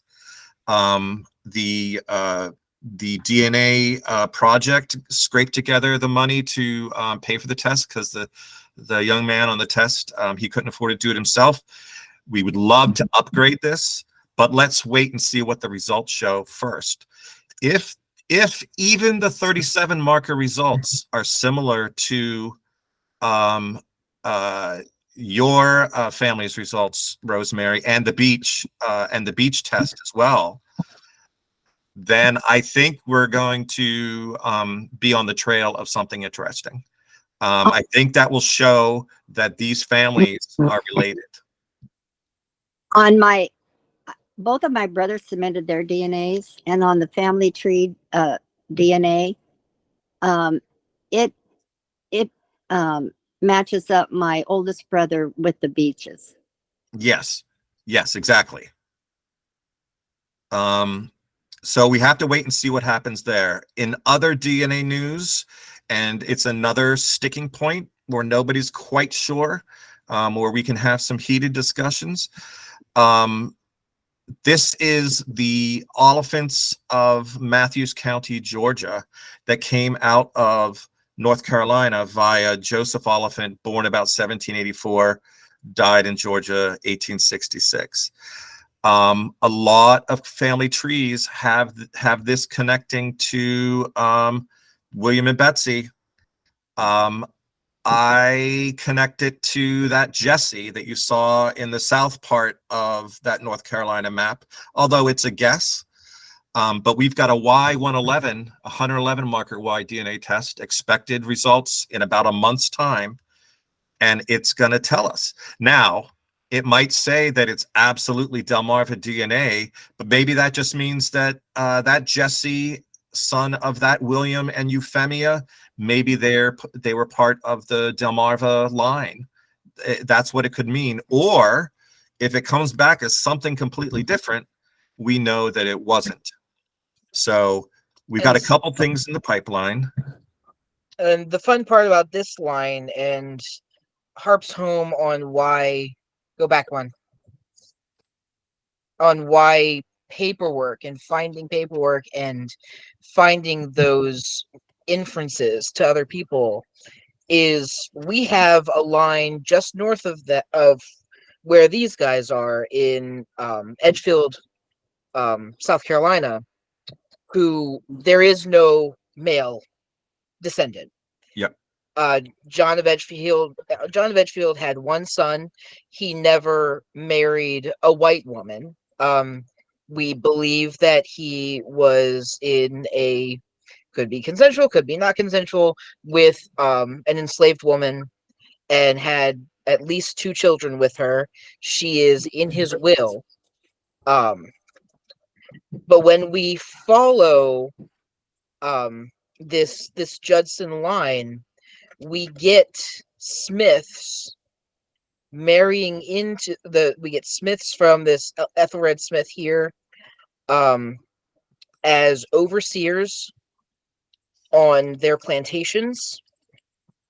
We actually have one of Joseph Oliphant, so Judson here, his brother's children, actually believes that Ethelred, the son of Ethelred Smith is his father. He lists him as his father. He lists him as his father and not the Oliphant. But the other interesting thing is, again, we're following documentation. There is there's a lot of movement of enslaved people between this Georgia plantation and the unknown, untestable South Carolina plantation. In particular, a man named Handy Oliphant, who spends most of his life enslaved in Georgia. But as soon as emancipation happens, he goes up into South Carolina for at least one census, and he's on a census with a woman who we never see again, who is I believe she's a Smith, but she's got the last name of one of these Georgias. And so we have record of this man Handy. There's a work contract between Handy Oliphant of Georgia, signed off by Joseph Oliphant of Georgia, to Bathsheba Oliphant, the daughter of John Oliphant of South Carolina. And the literal only connection we have is following their names and following the movement of especially this one man who is the progenitor of almost all the black Oliphants that we know of.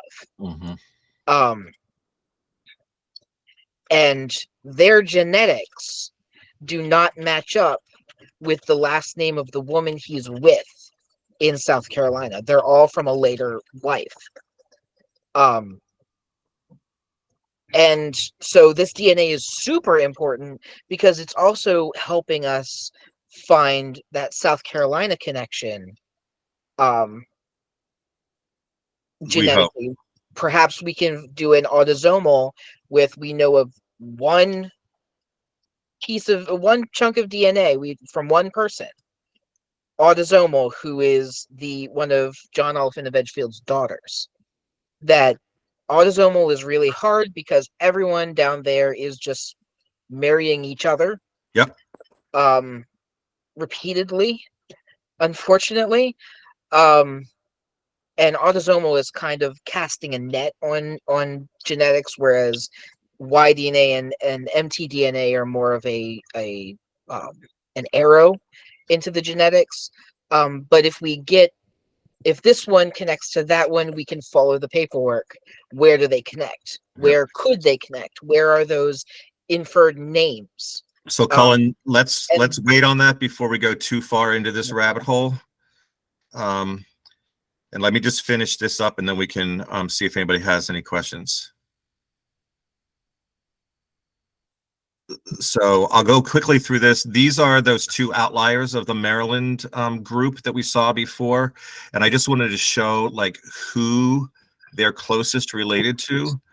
And maybe we could find out who N24075 is. And here, maybe we can find out who 53536 is.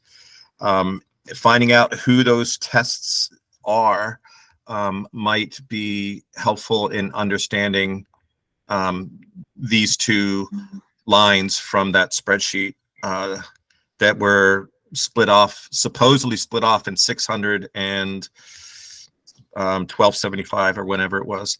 And then here's that main group. We've got one here who is test 94293. Is there, and they have a common ancestor, what? 150 years ago? Who's this person? They're not in the Oliphant project. Maybe they're an Oliphant. Maybe their surname is not Oliphant, but they have the Oliphant Y DNA. I don't know.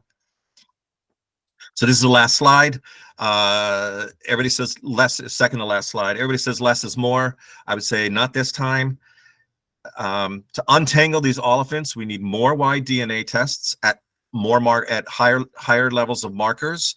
The 37 marker tests, we can't make decisions based upon that. It's just not responsible.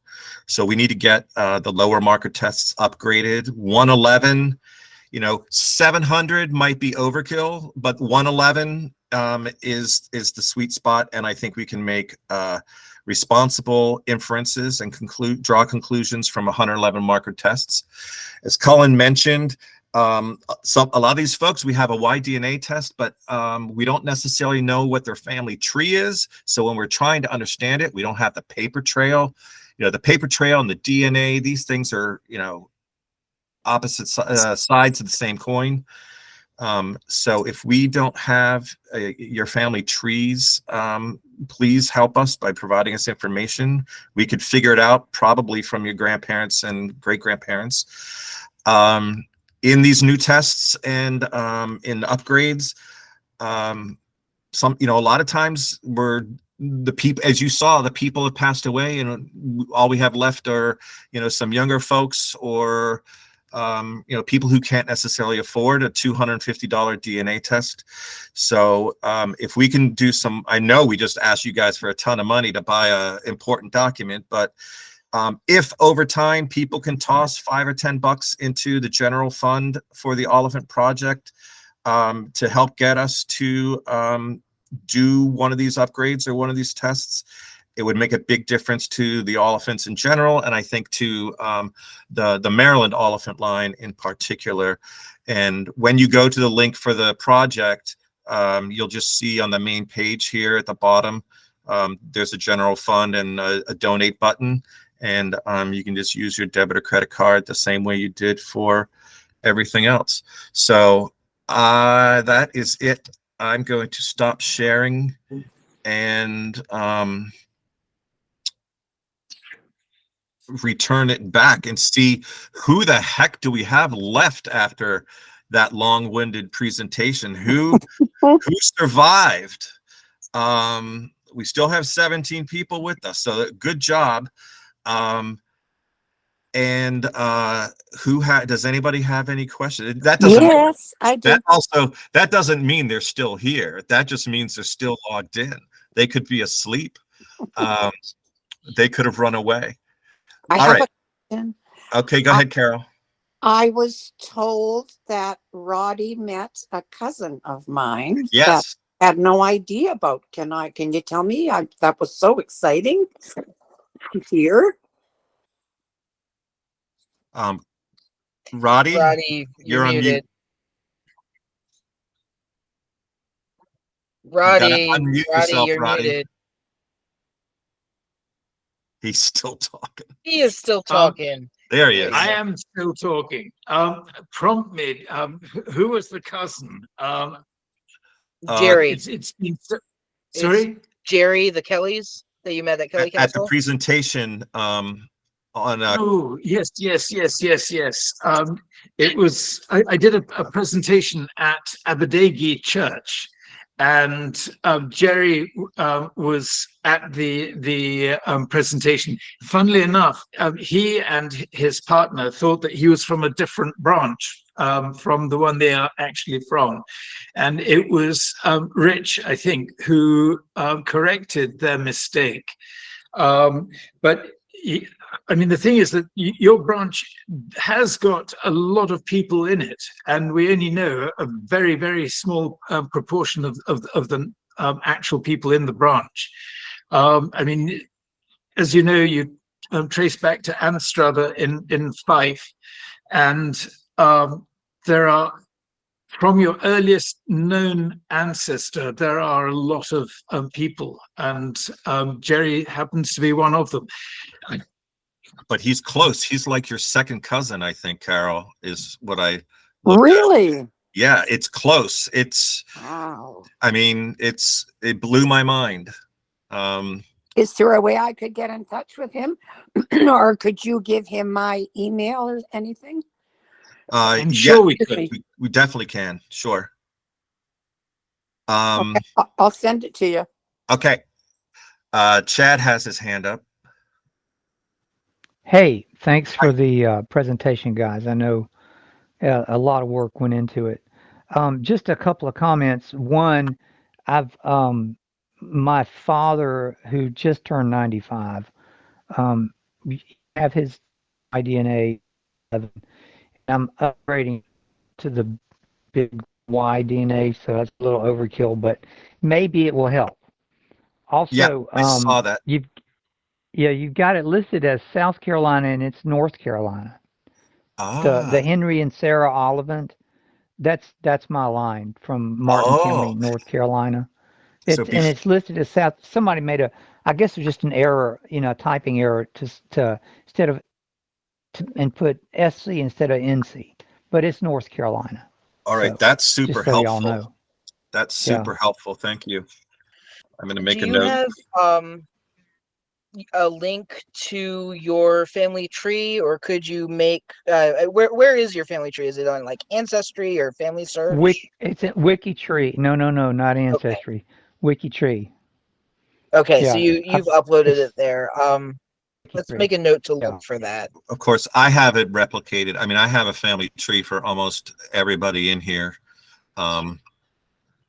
If I go into my ancestry, I have, I don't know, 120 trees that I've made so far for different Oliphant lines, and then I make a discovery, and it's like, oh, now I need to combine these trees, and there's no easy way to do it. So you just gotta start moving the stuff over. But that is super helpful. That South Carolina thing was before my time, so but we'll try and get it. It's no big deal. Oh, one other thing. I thought the South Carolina was typed into family tree DNA, and that's where it happened. But we'll figure it out, and we'll get it fixed. Well, it could have been my mistake. I don't know. I'm just saying that it's North Carolina. We'll get it straightened out. So I have a question in the chat. They're asking, what about the DAR? I'm guessing Daughters of Revolution, and their archives you've got. Here's what I will say on that. The applications for Daughters of the American Revolution and Sons of the American Revolution, like the Sons of the American Revolution applications are scanned and they're available on Ancestry. As you know, the Daughters of the American Revolution have their own big library in Washington, D.C., and all that information is pre-DNA, pre-internet. It's definitely helpful, but it with a grain of salt. Unfortunately, we only had 3, maybe 4, because everyone's named John who fought in the Revolution. John Oliphant of Rowan was one of them. He actually dies in 1783 saying that he is weak and sickly of body but strong in mind, and the revolution was in his backyard. I always kind of wonder if he was wounded there. I mean, he was getting up there in age, but he was a fighter. There's records of him fighting Cherokee when they first came down. There's records of him defending. But we do have one pension payout for him, and that's it. That's the only record we have that he ever served. Think of it as a quiver full of arrows. Great seeing you all, and look forward to the next meeting. Yep. Goodbye, everybody. I really appreciate the information and the invite, and looking forward to the next. Yep. And Rosemary, when that DNA comes through, hopefully we'll have something new to talk about. I'll let you know. Thank you very much. All right. You're welcome. All right. Anybody with any last minute questions or comments before we go? I got my Oliphant book. Cullan very nicely mailed it to me from the States, and it came in our Canada Post snail mail, and it is wonderful. I'm so happy. Oh, great job, you guys. It's just amazing. Quite a legacy to leave. Kay is fixing all of our problems. And we'll have an updated one, because apparently I don't know how to spell. Oh, that's okay. Working on it. May take me a while, but working on it. That's okay. It's a wonderful book. Thank you so much for that work, because that was too much work for me. I don't know how to spell them from the South. Way to perpetuate a stereotype. Sir, you know what school I went to. I did not get an education. I do. And you're right. Yeah. All right. So any other questions or comments? Do we want to call this? I mean, we've been at this for a while, so I'm sure some people need a bathroom break and have things to do.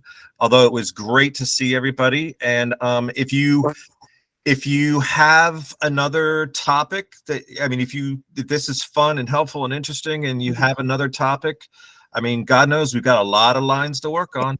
Well, this may sound dumb, but when you talk about this one comes from the Duncan Oliphant line, yep. And what would my line be called? I can't remember. We're calling your line the Anstruther / Ainster line. You can, I guess, Scots pronounce Anstruther as Ainster, but it's spelled, if you pronounce it out, Anstruther.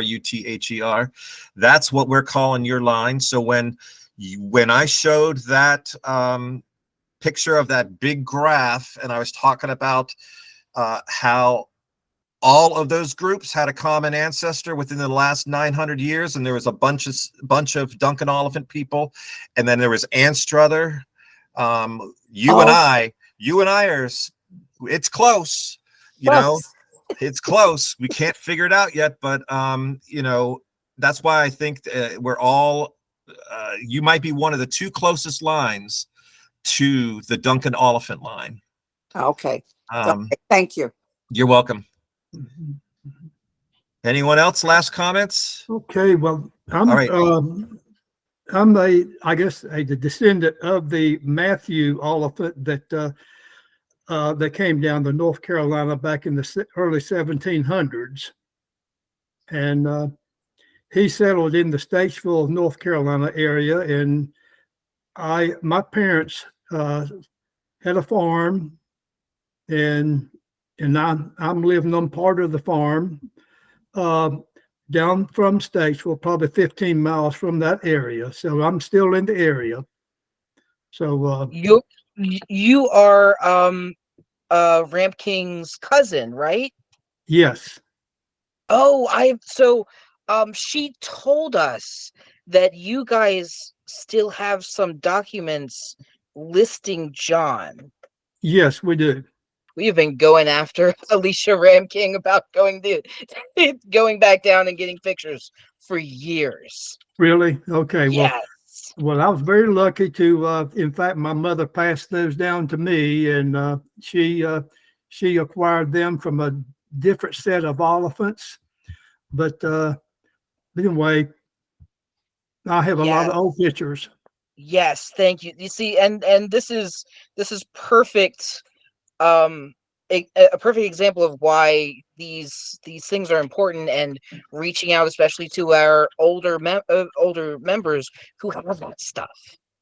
Mhm. I've got documents that my great aunt did back in the 30s that I am passing out to other people of other names who didn't know where their family farm was. She went to it. She talked to people there that are opening things for their family, and people like Robert are going to open things for not just his family, but perhaps the other families. Because I believe you come from John Davidson, who is Matthew's son, right? Right. Yes. Yes. Okay. Yes. And see, Yeah. So, and that right there is an example of the recall that Cullan has that I do not And possess. where does he get all those brains in that small head? Well, he always Lord. says, yeah, but ask me what I did yesterday and I can't tell you. Now you're giving him a big head. that's why I shaved all my hair off. It got rid of it. Well, Oh yeah, awesome. me too. But I have enjoyed it. Well, Robert, thank you so much for attending and also for speaking up, because I don't know if you saw how wide Cullen's eyes got when he figured out who you were, but this is going to be, you're not going to be able to shake him loose now.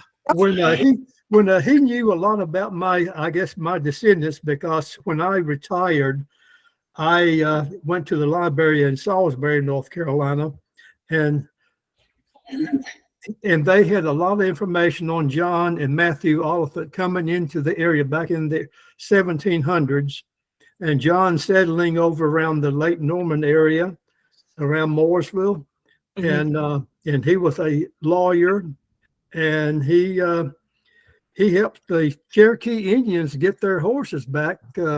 I had read where Oh, for heaven. some of the white settlers in the area had stolen the Indians' horses, and anyway, John Oliphant helped the Cherokee Indians get their horses back. But then also, it was mentioned about the Cherokee Indians running him and his family out from the area around the Catawba River, or maybe it was the Catawba Indians. I don't know, because they're right on the Catawba River. Right. Okay. Because that's the Catawba turned into Lake Norman when they dammed you it did, up. yeah. Yeah. Now there is a historical marker over there on just before you cross over the Catawba River, or the lake, about the John Oliphant. Have you seen that and read that? I've seen references to it. I haven't actually been down to North Carolina since I was a kid. Okay. But it's one of those things that I want to go there, because I've been studying this family specifically. I've been studying your family specifically for years. Mm-hmm. And I only know your line because I've spent so much time. But that's interesting, because up in Iredell, he was a judge. Yes. And he was honestly incredibly successful. He was, yes. He was actually the first real estate agent. I didn't know real estate agents were back in the 1700s, but he would get land granted to him, and then he'd turn around and sell it. He's a used car and dealer. To get more, So, Cullan, are you suggesting that you want to collect copies of documentation? Absolutely. Anything you have, take a picture of it, scan it. I pay for about 2 terabytes of cloud data. that the three of us have access to, that we just funnel all of any information that we have. We've got grouped into our family groups of just information. Yeah, it's kind of like our cloud library. So when we're researching on a line, we go through and look and see what we've got. Okay. So if you want to send anything in, you can send it to, do you want to do the genealogy or Oliphant Archives email? Let's do the genealogy one. So it's genealogy at oliphantdna.com. .org. It was sorry. Genealogy at oliphantdna.org. Actually, Andy has all of the documentation. I ordered from the in Edinburgh years back a document from when I was doing my history on the Oliphants of my great aunt, I guess, and her name was Letitia Garden Oliphant. And they send me an actual copy from this big book that they have there in their archives. And she was put at the top. It was called the Asylum for Lunatics. And her name and the date and everything is there. She was 43 years old. She had 3 young sons. And that's where she was put. That's where they put her. I'm thinking she probably had to change a life. Yeah, which they did most do likely. to women back then a lot. Yep, she was probably poor.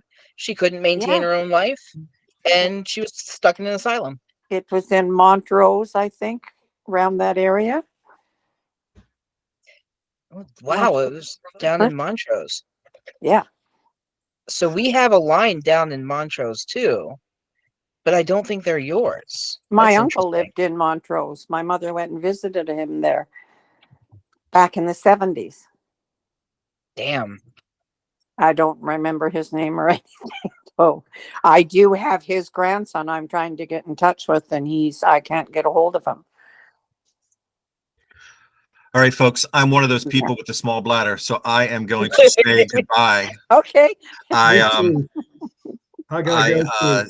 appreciate you all being here, and hopefully we can do this again. If you've got ideas on, like I said, if this is interesting and helpful, we've got a lot of other lines to work on. Wow. And other topics. So go ahead and just send us suggestions, and we'll put something together. But it was great to see such a great turnout, and hopefully you found it helpful, and stay tuned. Like I said, we've got 2 Y-DNA tests in the pipeline, and I will say April 25th, which is in 19 days, is National DNA Day in the United States. I expect Family Tree DNA to do a big sale. Everybody's always doing the sales on the autosomal DNA, the Ancestry, my heritage type of thing, the Family Finder. But not that we want to slight the ladies and their mtDNA, but for these purposes, diagnostically, it's the Y-DNA that's really important, and it tends to be expensive, and it tends not to go on sale. But the 25th of April, there should be a sale, and then for Father's Day, there's usually a sale on Y-DNA for Father's Day, so that'll be in June.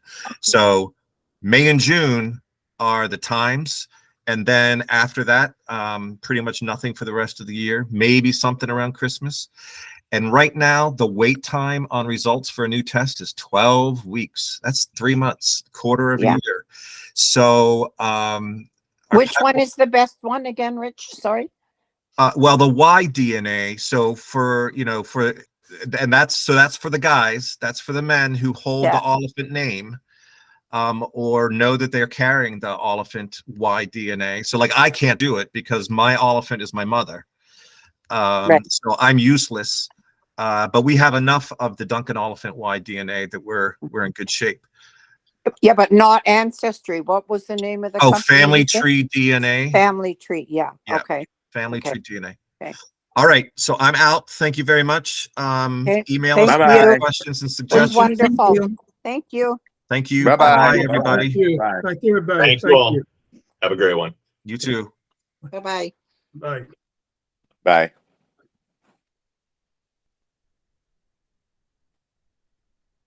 Signing off, cousins. Bye. Bye.